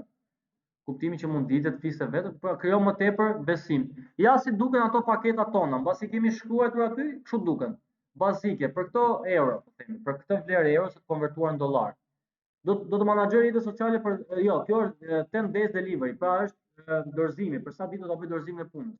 Do të bëj 3 postime në javë. Do të bëj captions, hashtagë dhe skedulimin vetëm për një platformë. E shikoni? Pra do ta menaxhoj për 30 ditë, postime të skeduluara dhe do të bëj dhe raportim në fund. Kjo është, do të themi review që kanë lënë ato.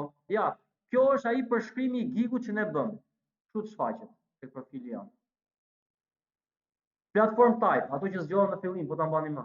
Management tools, industri. E shikoni? Këtu tani kemi dhe review. Mund të bëj si all review që i kanë lënë kësaj.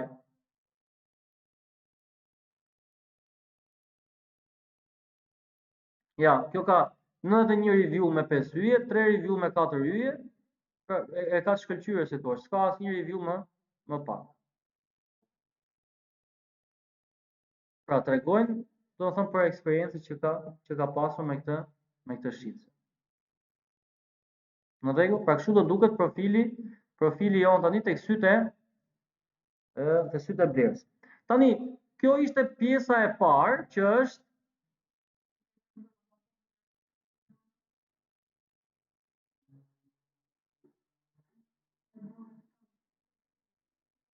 ku ka vendosur 7 projekte që ajo ka bërë. Nuk është e sigurt që mund të ketë bërë realisht. Domethënë, ja, ka vendosur se si duken për shembull këto faqe që ajo ka menaxhuar. Pra, që të krijon ty një ide që pak a shumë kështu do duket feedi jot kur të mbaroj kjo menaxhimin, ëh? Kjo është ideja. Tani, cilat janë disa nga truket e vogla, po themi se si të kemi sukses te platforma, sepse thamë vështirësia më e madhe ishte që ne jo të futeshim në platformë, por të kalojmë në një nivel pak më të lartë të platformës. Pra kaluam këtë pjesën e regjistrimit, optimizimi i profilit. Është shumë e rëndësishme që të qëndroni sa më shumë aktiv në platformë. Pra edhe pse s'keni punë për momentin, të jeni aktiv sepse platforma kryesisht sugjeron ata individ që në moment që bëhet kërkimi kryesisht janë aktiv. Sepse një individ që është pasiv, ai mund t'i shkruajë këtij individi dhe platforma nuk ja sugjeron sepse nuk do marr përgjigje. E qartë? Plotsoni 7 gigse, pavarësisht se mund të ofroni vetëm një shërbim, pra menaxhim e rrjeteve sociale, mirë është që edhe pse e keni bërë 1 gigs me menaxhim në rrjetet sociale, bëni edhe 6 gigse të tjera që këto rrjete sociale i bëni veç e veç. Një për Instagramin, një për Facebookun, pavarësisht se ju pastaj do shisni më tepër njërin prej këtyre gigseve. Por ideja është që ti keni sepse tham, nuk e din se si funksionon psikologjia e blerësit. Pra është dikush që po kërkon vetëm për Instagramin. Pse mos i shfaqesh ti duke qenë se ti ofron Instagramin. Kjo pjesa e marrjes së porosisë tuaj sa më parë. Kjo është shumë e rëndësishme, por kjo si bëhet? Kjo do bëhet gjithmonë në mënyrë fiktive. Pra, ti mund të hapësh në një IP tjetër dhe një account si blerës, ose i thua dikujt një miku tënd, hapi profil në Fiverr si blerës. Ai të shkruan, ti i përgjigjesh, bën një bisedë pak a shumë që platforma mos dyshojë, dhe ai të bën një blerje aty, pra nuk je më tek niveli 0 i blerjes. Ajo që do humbësh ti është humbet 20%, pra për një blerje $10 do humbasësh $2 ti dhe ja $2 blerës. Sigurisht do t'ja paguash ti, se ai do ta bën blerë ty po them. Pra për çdo $10 ti do humbasësh diku ka $4. Mirë, po kjo të jep mundësinë sepse edhe blerësat kur futen në platformë shohin që ti nuk je amator fare. Pra shohin që ti s'ke bërë asnjë shitje. Kështu që kjo ka shumë rëndësi. Dorëzoni minimalisht 90% të punëve në kohë. Ti ke një delivery time, pra ke një kohë për të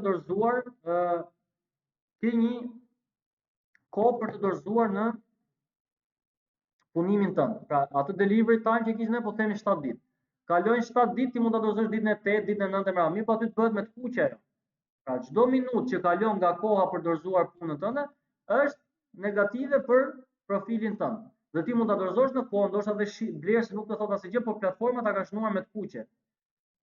Dhe në kohën kur ti shef që me kalim ajo platforma është që ti nuk po i dorëzon punët në kohë, sigurisht pastaj të ul nga niveli 2 në nivelin 1 në nivelin 0. Pavarësisht se ti mund të kesh shumë shitje, ti ul ose të shef që ti nuk po i dorëzon punët në kohë. Shef që ti nuk po i përgjigjesh klientit në kohë. Nuk intereson platformës kjo gjë. Edhe kjo përgjigje në kohë më tepër ka të bëjë me momentin e parë kur shitësit të shkruan. Pra të shkruat i shitësit tani, ti ndoshta s'ke kohë të ti përgjigjesh të merresh atë, po të paktën një haj shkruaja direkt. Pra, përgjigja në kohë ka të bëjë me këtë momentin e parë ku të shkruan shitësi. Pastaj përgjigjen e dytë mund të japësh ti mbas 1 ore, mbas 2 orë, por në momentin të shkruan shitësi direkt shkruaj të paktën hi, hello ose një mesazh të automatizuar. Që përshëndetje do t'i them përgjigje sa më shpejt e më. Dhe kërkoni me mirësjellje review nga klientët. Nuk është ndaluar ti kërkosh klientit review. E ndaluar është që ti të thuash më lë një review me 5 hyje, po them. Kjo është ndaluar. Po ti thua që a ka mundësi që të mi bësh review punës, të nuk ka asnjë gjë të ndaluar. Kjo pastaj rrisni çmimin e këto janë gjëra që do t'ju vinë edhe juve automatikisht me kalimin e kohës, nëse filloni fillim me $30, pastaj ta bëni 40 më radh, sepse rritet vet ajo. Tani kalojmë tek pjesa e Upworkut. Këto i tham gjitha keywords tek përshkrimi i titullit, keywords, domethënë këto fjalët kyçe në video në çdo gig që tham, gigse të shumta, pra që tham mundësisht i bëjmë të 7 ato, janë gjëra që i përmendëm. Kujdes me fjalët. Ka disa fjalë për shembull që ti nuk mund t'i përmendesh aty. Pra ti thuash aty PayPal. Se çfarë po e duke? Domethënë platforma mendon që ti po e kalon sepse ty si shitës dhe blerës nuk intereson ta bëni shitje në file. Sepse ti do mbasësh 20%, edhe blerësi ka tarifat e veta. Mirë, po ka një gjë që ajo platforma nuk të lejon, do të jesh shumë i kujdesshëm për ta nxjerrë klientin nga platforma. Ajo paguën platformën, ty ti kalon pagesën, ta kalon pagesën platforma. Ti vendos një mund ta kesh dhënë lek, ta konverton banka vet, nuk ka problem. Po, mund vendosësh me bën lidhje me PayPal, bën lidhje direkt me bankën, me kartë banke, nuk ka problem. Do ta bësh mbasi të marrësh atë pagesën e parë. Për momentin ti e ke 0. Po është shumë kollaj si puna sikur lidh PayPal-in.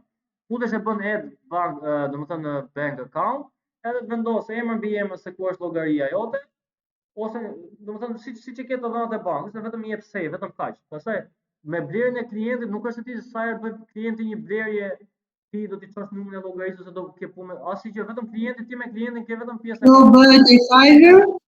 Si? Mund të na tregoni pak lutem? Nëse keni mundësi. Nuk kemi shitës te ky account, domethënë nuk kemi bërë blerje.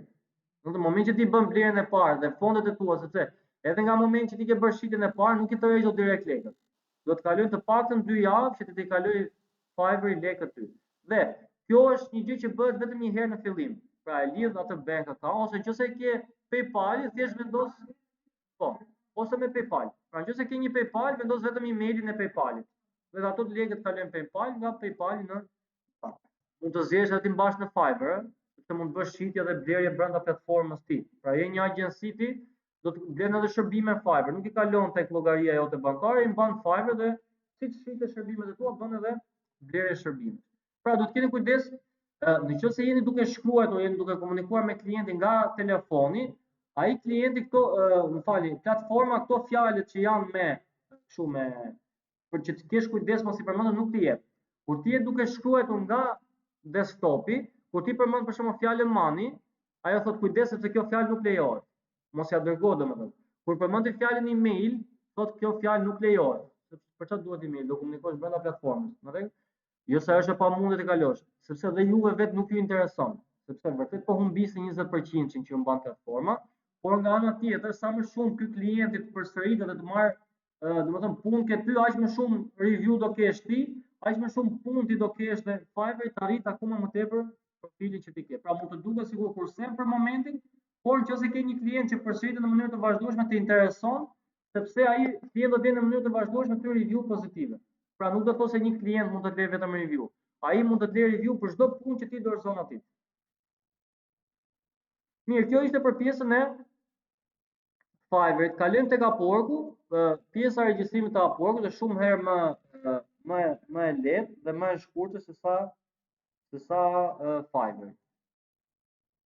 Mund të japim edhe këtu continue with Google, pra sign up.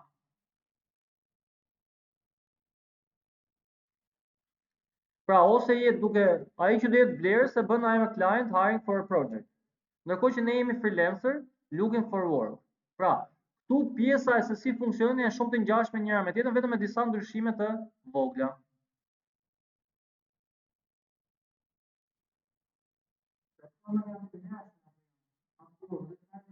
Po, me iden po mënyra se si funksionojnë, pastaj do të shikojmë që kanë disa ndryshime. Create my account.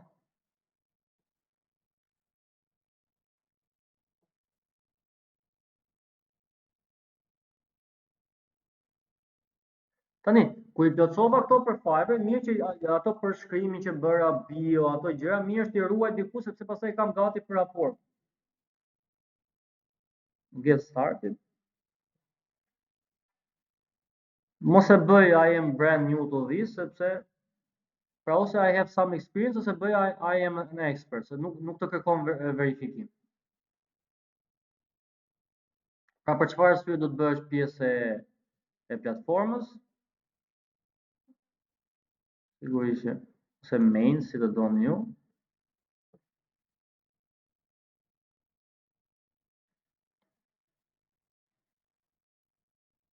Pra këto janë gjëra të përgjithshme që edhe nuk janë të detyrueshme për të plotësuar, mund të jepni skip. Si tek Fiverr që kishim ca gjëra në fillim që mund të jepni skip. Kjo është për pjesën e CV-s. Këtë ose mund ta lidhësh me profilin e LinkedIn-it, ose mund ta plotësosh manualisht, po zgjat diku ke 15 minuta ose jep upload. Pra, kjo pjesa e CV-s nëse doni, domethënë për ta plotësuar këtë pjesën e CV-s, këtë mund ta lidhni me LinkedIn-in, shohim nëse kemi nuk besoj se do na marrë, ndoshta na merr për momentin. Pra një CV tuaj, ku keni punuar, atë, domethënë aty ke CV-ja juaj mund të hiqni dhe vendosin gjërat sa doni, nuk kërkon verifikim për eksperiencët e punësimit. Por që është një CV që është e rëndësishme në këtë pjesë për platformën. Nuk është se I shfaqet klientit, por e ka platforma për vete. Tani, thot, vendosni një titull se çfarë jeni ju.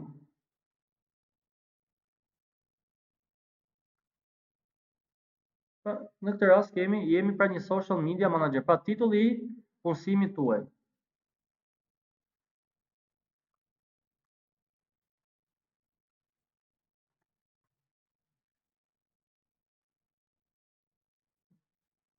Pra, eksperiencat e punësimit në lidhje me këtë titull që ju vendosët këtu.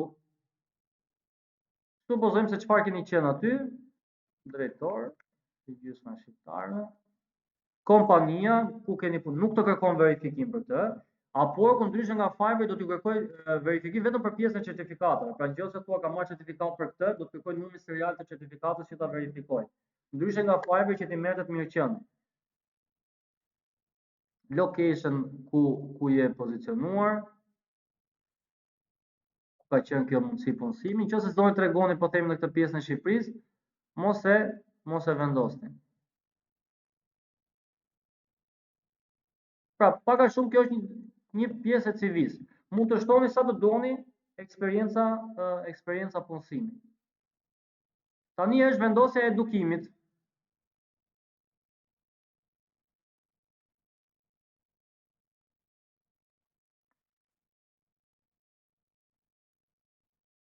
Po I plotësojmë thjesht për të kaluar tek profilet e rëndësishme, ëh?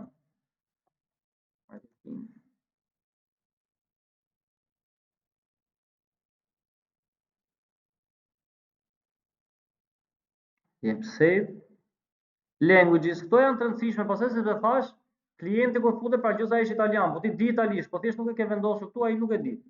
Edhe nuk të përzjedh. Kështu që niveli I anglishtes, supozojmë fluent, një gjuhë tjetër, conversational më radh, pra sa gjuhë të doni, jo të doni ju, por që I dini se jo ka për vendos kot. Pra këto dy gjuhë supozojmë se kemi. Add your skills. Edhe skills ato tani janë shumë të rëndësishme sepse kështu I sugjeron platforma. Ndryshe nga Fiverr-i, që platforma sugjeron klientëve në bazë të kërkimit, na por keni dy mundësi. Ose të shkoni të kërkoni ju klientin, që tek Fiverr-i nuk e keni, ose klienti që I gjej juve. Kjo është një nga ndryshimet thelbësore midis të dyja. Atëherë suggested skills, unë ju rekomandoj që të përzini këto këtu, që ju rekomandon kjo. Po ti mund shkruash social media, edhe kjo të rekomandon poshtë. Këto janë gjëra që edhe mund të ndryshohen më mbrapa,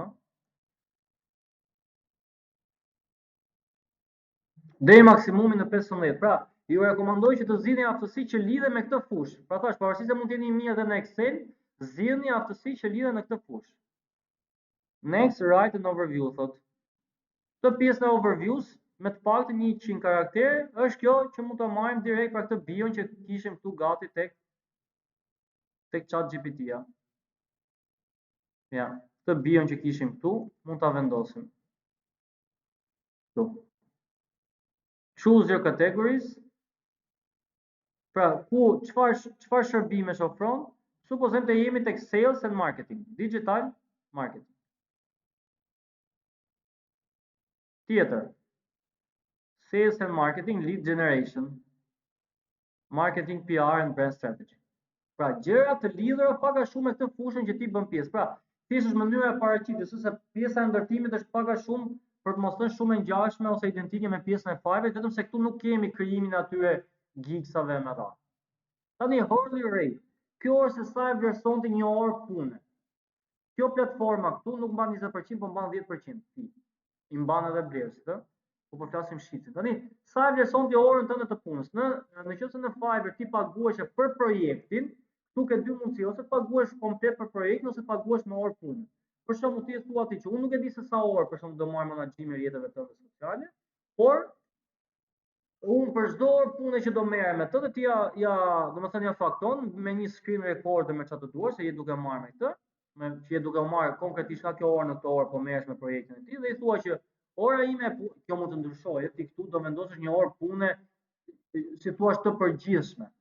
Që kur futet një klient për shembull, nëse një klient e ka orën, domethënë paguan për orë pune, po themi $5. Futet tek profili jot, ti e ke $100 orën e punë, nuk të shkruan kodaj se e sheh që ka një disbalancë të madh.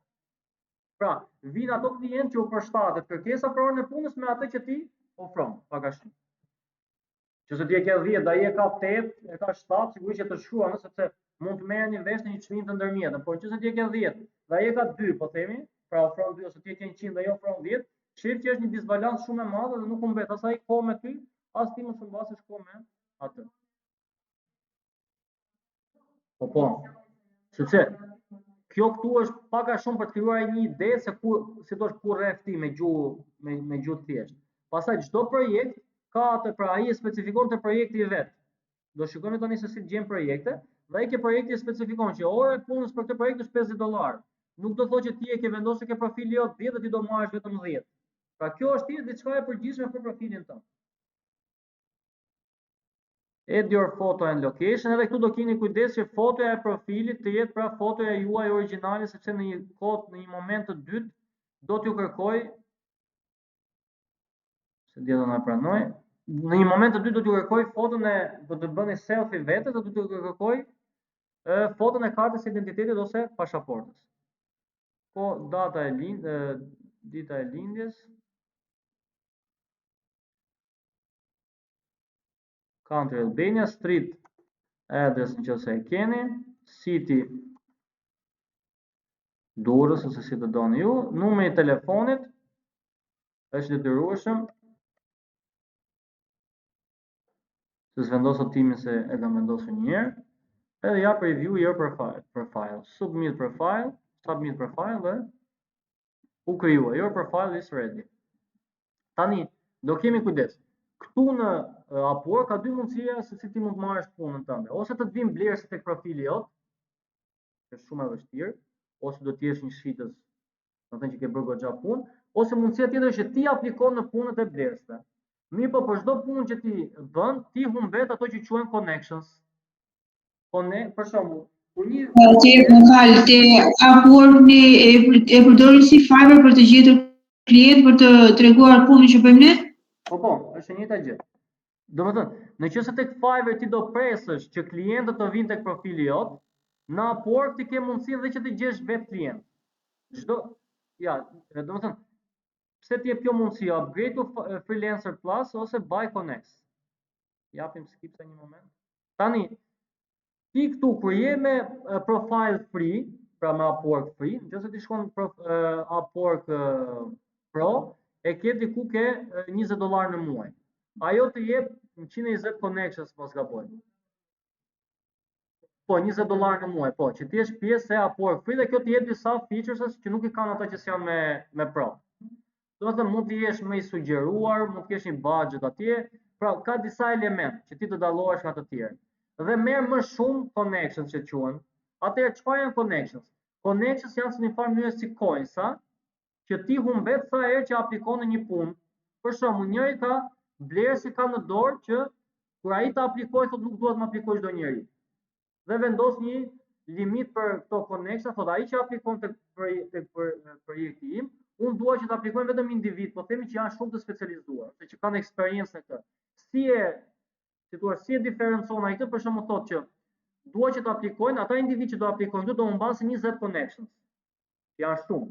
Pra ti humbet 20 connections vetëm që të aplikojnë. Po, sepse thotë mendohet mirë, jo vetëm ka të aplikoj aty, edhe sepse shumë connections kanë ata individ ti kur dorëzon një punë, fiton connections nga platforma, ose ke mundësi që ti blesh nga platforma me lekë, diku ke $0.15 për një connection.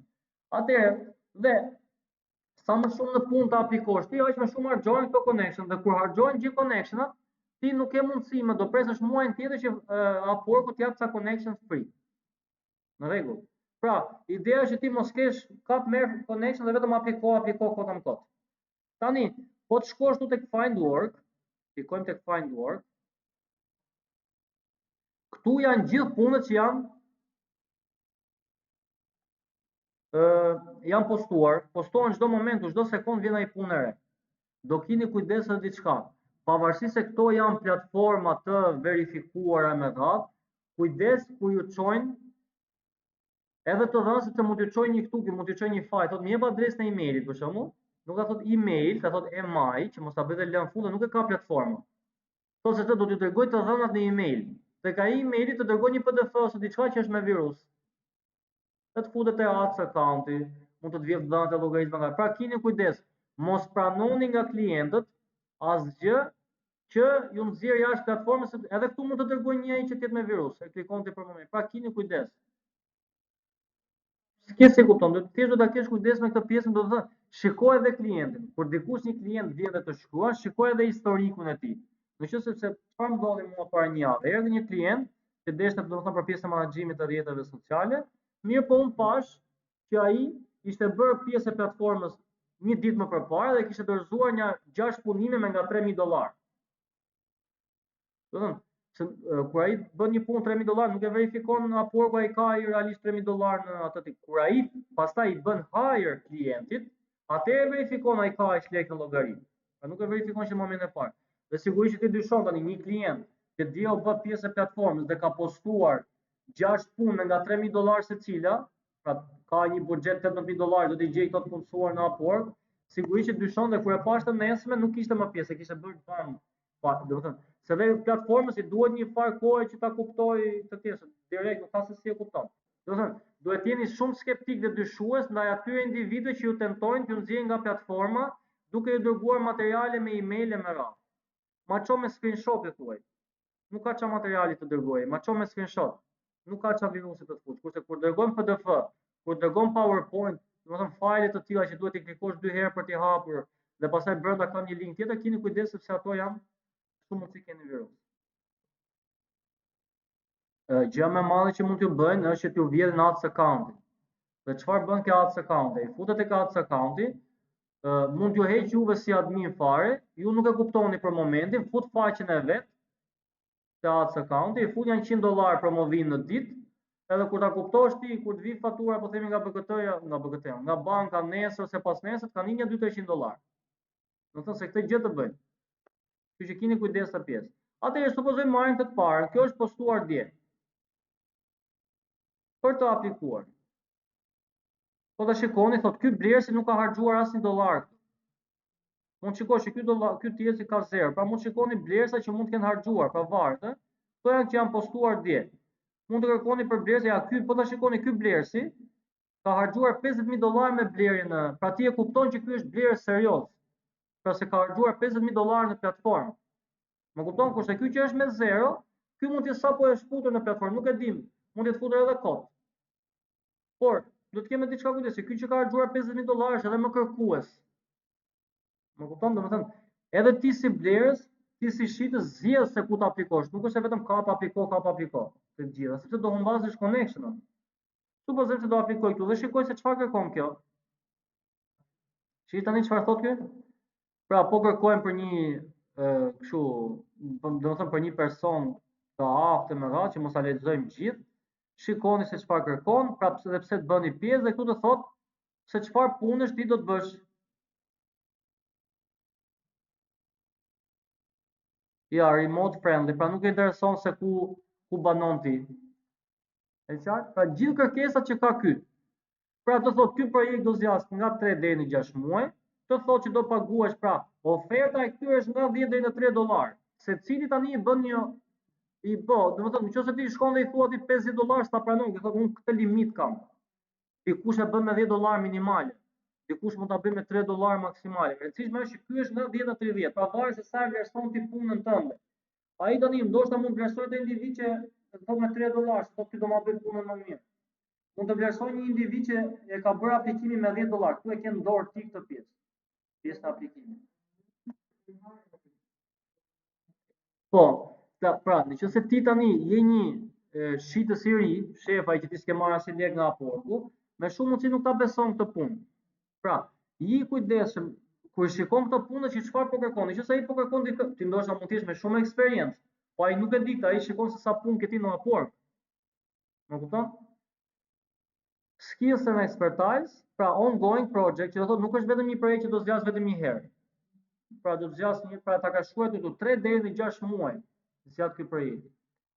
Nëse ti je në gjendje të kapësh një nga këto agjencitë që postojnë kështu, është një gjë shumë pozitive sepse këto të mbajnë gjithë kohës me punë.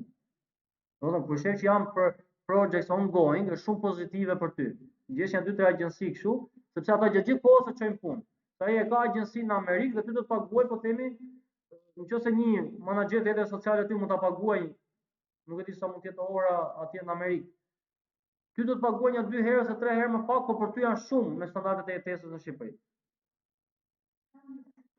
Po.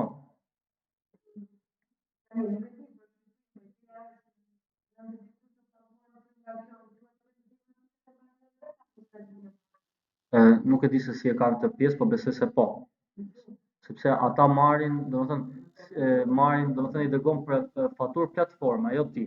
Ti dhe nëse do bësh nesër, do hapësh një NIP për shërbimet që ofron, që është e detyrueshme, ti nuk ja bën faturën atë individ, ti faturën ja bën platformës. Por se platforma nuk e merr fare faturën tënde, nuk figuron, po thjesht ti për qenë rregull me vendin tënd, atë faturë domethënë ja ashtu platformës. Por këto në vendet tona nuk janë shumë të lira, po për shembull në Amerikën ti taksat si shitës tu i paguan direkt. Siç e kanë bërë për shembull booking këtu për apartamente që japen me qira, ti kur regjistrohesh këtu që je individ nga Shtetet Bashkuara të Amerikës, në moment që ti merr pagesën, përveç se përqindjes që të mban platforma vetë, të zbriten edhe taksat që të mban shteti. Do të ta zbresin këtë pjesë automatikisht. Tani kur ti e shikon kërkesat që ka ky dhe të pëlqejnë kërkesat që ka ky individ dhe mendon se mund ta bësh të punë, shkon këtu tek apply now. Dhe po aplikon tani. Si ty mund të kenë aplikuar 20, 30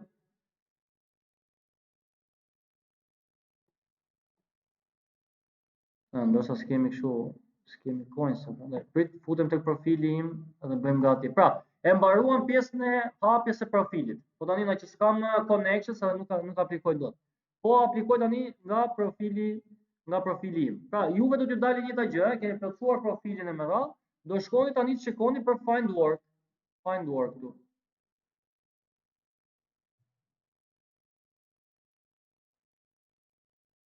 Find work. Ja, ky ka harxuar 100.000. Supozojmë se do aplikoj ke ky. Ja, është postuar para 41 minuta. Ideja është tani që vetë kërkon efficiency e me radhë, intermediate e kërkon, projekti do zgjas dhënë në month. Pra në një muaj, one time project, nuk është që do përsëritet si projekt. Skills and expertise, shikohet tash. Më pak se 30 orë do zgjas pra ti do kesh më pak se 30 orë në javë për këtë projekt. Pra, kur ti e bën bie dakord me këtë që e ke $10 ora, ti do marrësh, supozojmë se do zgjash 30 orë në javë, i bie që të marrësh $300 në javë. Për afërsisht, se varet se sa do të marrësh. Shi tani, send the proposal thot for 8 connections, pra nëse ti e dërgon këtë aplikon tek puna e këtij, do të kushtoj 8 connections. Shkojmë tek apply now. Do keni edhe kujdes sepse disa e shënojnë tek profili aty thotë ai që do aplikoj sepse tash duket qenë se kanë dalë këto ChatGPT me radhë e din që dhe këtë pjesë e aplikimit i thjesht thua ChatGPT-s që më shkruaj një cover letter, pra një letër motivimi ose më shkruaj një tekst për të aplikuar në këtë punë dhe ta bën ChatGPT-ja. Dhe ata ndonjëherë thotë që personi që aplikon për ta kuptuar që ti thjesht nuk po e bën shumë mekanikisht që po aplikon këtë gjitha, thotë që në fund duhet të shkruaj edhe një fjalë për akuskoterex. Që thjesht ta kuptojë që ti e ke lexuar propozimin aty, jo që vetëm po aplikon që ku të ngecësh. Pra thotë lexoj një aplikimin që dhe aty mos i humbasësh kohë. Shkojmë në fund tani, sa e vlerëson ti orën tënde të punës? Supozojmë ti e vlerëson me pavarësisht se kjo këtu të jep ata automatikisht që ti ke zgjedhur tek profili, po tham që mund ta ndryshosh me $15. Do të thotë që nga $15, 1.5 do t'i mbaj platforma, 13.5 do të kalojnë ty.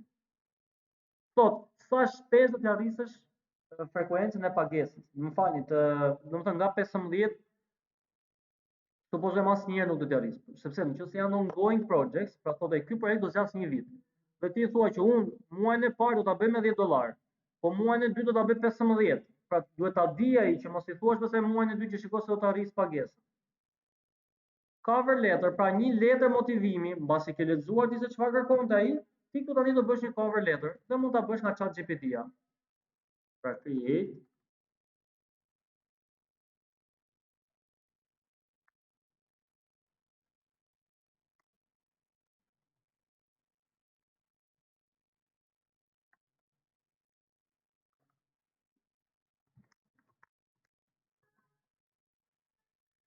Shiko tash të kesh kujdes në diçka që mund të lejë kjo për shembull, jo vitet e eksperiencës në një gjë që mund të ta lë me X ja dear client's name, se nëse ja çon direkt kështu ti e kupton ai që e ke marrë nga ChatGPT. Domethënë, edhe këtë X-in e merr, këto X-in i disa gjëra modifikoni në bazë të asaj që ju, domethënë që ju jeni duke dorëzuar. Nuk është vetëm ta merrni copy paste, bëni modifikim ose mund ta bëni vetë sipas mendjes tuaj, nuk ka asnjë problem. E bëni këtë si domethënë ashtu në një letër, në një Word me radhë ose e shënoni këtu si ta keni më mirë ose e bëni me attachment. Pra nuk ka asnjë problem. Ose këtë cover letter e shënoni këtu me copy paste. Supozojmë se është vetëm kjo, për ta demonstruar, ose bëni attachment. Kjo është tani profile highlights. Është si puna ti portofolit, po ti nuk e çon të gjithë portofolin për ta parë, vetëm nëse futet vetë ai tek profili i tij, por ti mund t'i bësh highlight disa punë që ti mendon se ke bërë më mirë. Për shembull mental health, supozojmë këtë paketën, i jep select, edhe këtë e shef të parën ai. Nëse do të shikoj më shumë punë të tua, futet tek profili jot dhe mund të shikoj gjithë portofolin që ti ke. Boost your proposal. Tani, aty mund të shkojnë për aplikim 100 propozime. Propozimet që i shkojnë aty janë sipas kohës që i është çuar propozimi. Pra, ti ja ke çuar para 1 ore, kush e ka çuar mbas 40 minutash i del më përpara me radhë. Nëse ti do që propozimi jot të jetë i pari, ja ku thot, duhet të paguash më tepër bits. Set a bit. Pra, 9. Që të jetë në vend të parë, do të humbasë edhe 9 connection të tjerë. Në rregull, pra, çes do të jetë i dyti humbet më pak e kështu me radhë. Dhe vetëm kaq është, thjesht i jep send for 8 connections. Ti e ke bërë pjesën tënde. Tani ai, siç e joti mund të kenë çu propozime ja 20.000 të tjerë. Pret. Do të ti pret që ai të shikojë gjithë propozimet dhe këtë do zgjedhë. Nëse ka zgjedhë ty do të shkruaj pastaj. Këtë pjesën e pagesave këtu është pjesë që e zgjidh platforma, ti ke mbaruar me kaq. Do të thënë, ti bën punë me klientin e me radhë, këtë pjesën ta bëj, sa bëj pagesën me atë pjesë është marr platforma. Në momentin që ai e pranon propozimin që i ke çuar ti, automatikisht platforma e ka verifikuar që ai ka lek në llogari. Thjesht problemi është pastaj nëse bini dakord ku ti dorëzon punën, që e ke dorëzuar cilësor ose jo cilësor. E njëjta gjë si në Fiverr, edhe këtu në Upwork mund të bëni në fillim blerje fiktive, vetëm se do të humbisni atë 10% që merr Upworku, edhe atë pjesën e asaj të blerësit. Pra jep send këtu. Siç bëre aplikimin këtu, nëse e shef që ke connections prap, mund të bësh aplikim në një punë tjetër, sa të duash ti. E bën këtë pjesën e aplikimeve. Do të thënë, i dhe send aty shkoj, thotë your proposal is sent. S'ke qa bën me aty, ti do presësh, nuk e kontakton dot Blersin në inbox. Vetëm i jep send këtu. Ai mund të të kontaktojë ty në inbox, ti nuk e kontakton dot. E bëre këtë pastaj ri shikon në platformë, nëse mund të vinë në platformë në një punë tjetër më vonë, ose i shikon këto platformë këto që është postuar para 1 ore, para 2 orësh, para 1 ditësh e më radhë. Pra për sa kohë që kjo puna këtu është aktive, ti mund ta aplikosh. Ai mund ta lejë aktive këtë punë për 10 ditë, që ti vinë sa më shumë propozime. Apo ta shikoni kjo puna këtu ka marrë deri tani mbi 50 propozime. Po, se ka mbyllur, sepse për ndryshe do ta mbyllte nëse do t'i bënte hire dikujt. Kaq është, domethënë, kjo pjesa këtë e ka pozitive Upworku krahasuar me Fiverr, sepse tek Fiverr vetëm je detyruar të presësh, të vinë tek profili jote. Këtu kërkon pak më tepër punë që të aplikosh, të shikosh e më radhë, por mundësia që gjesh më tepër, që gjesh punë është më e lartë se tek Fiverr, sepse shkon dhe e aplikon ti tek klienti. Ndërkohë që tek Fiverr je detyruar që të presësh. Mirë, ka ndonjë pyetje për të dy platformat?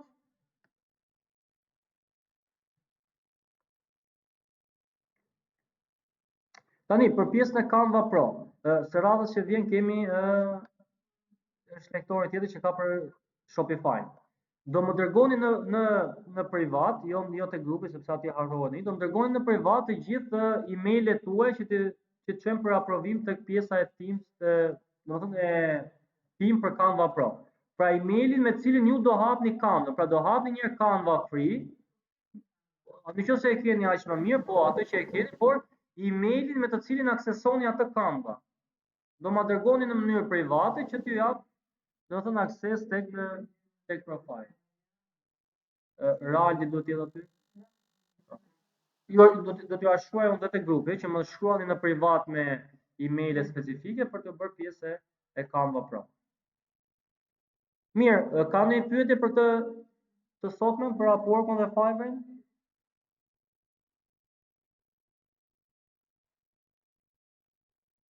Mirë, nëse s'ka ndonjë pyetje, atëherë takohemi javës që vjen me seancën e fundit që është Shopify. Faleminderit, mirupafshim. Mirupafshim.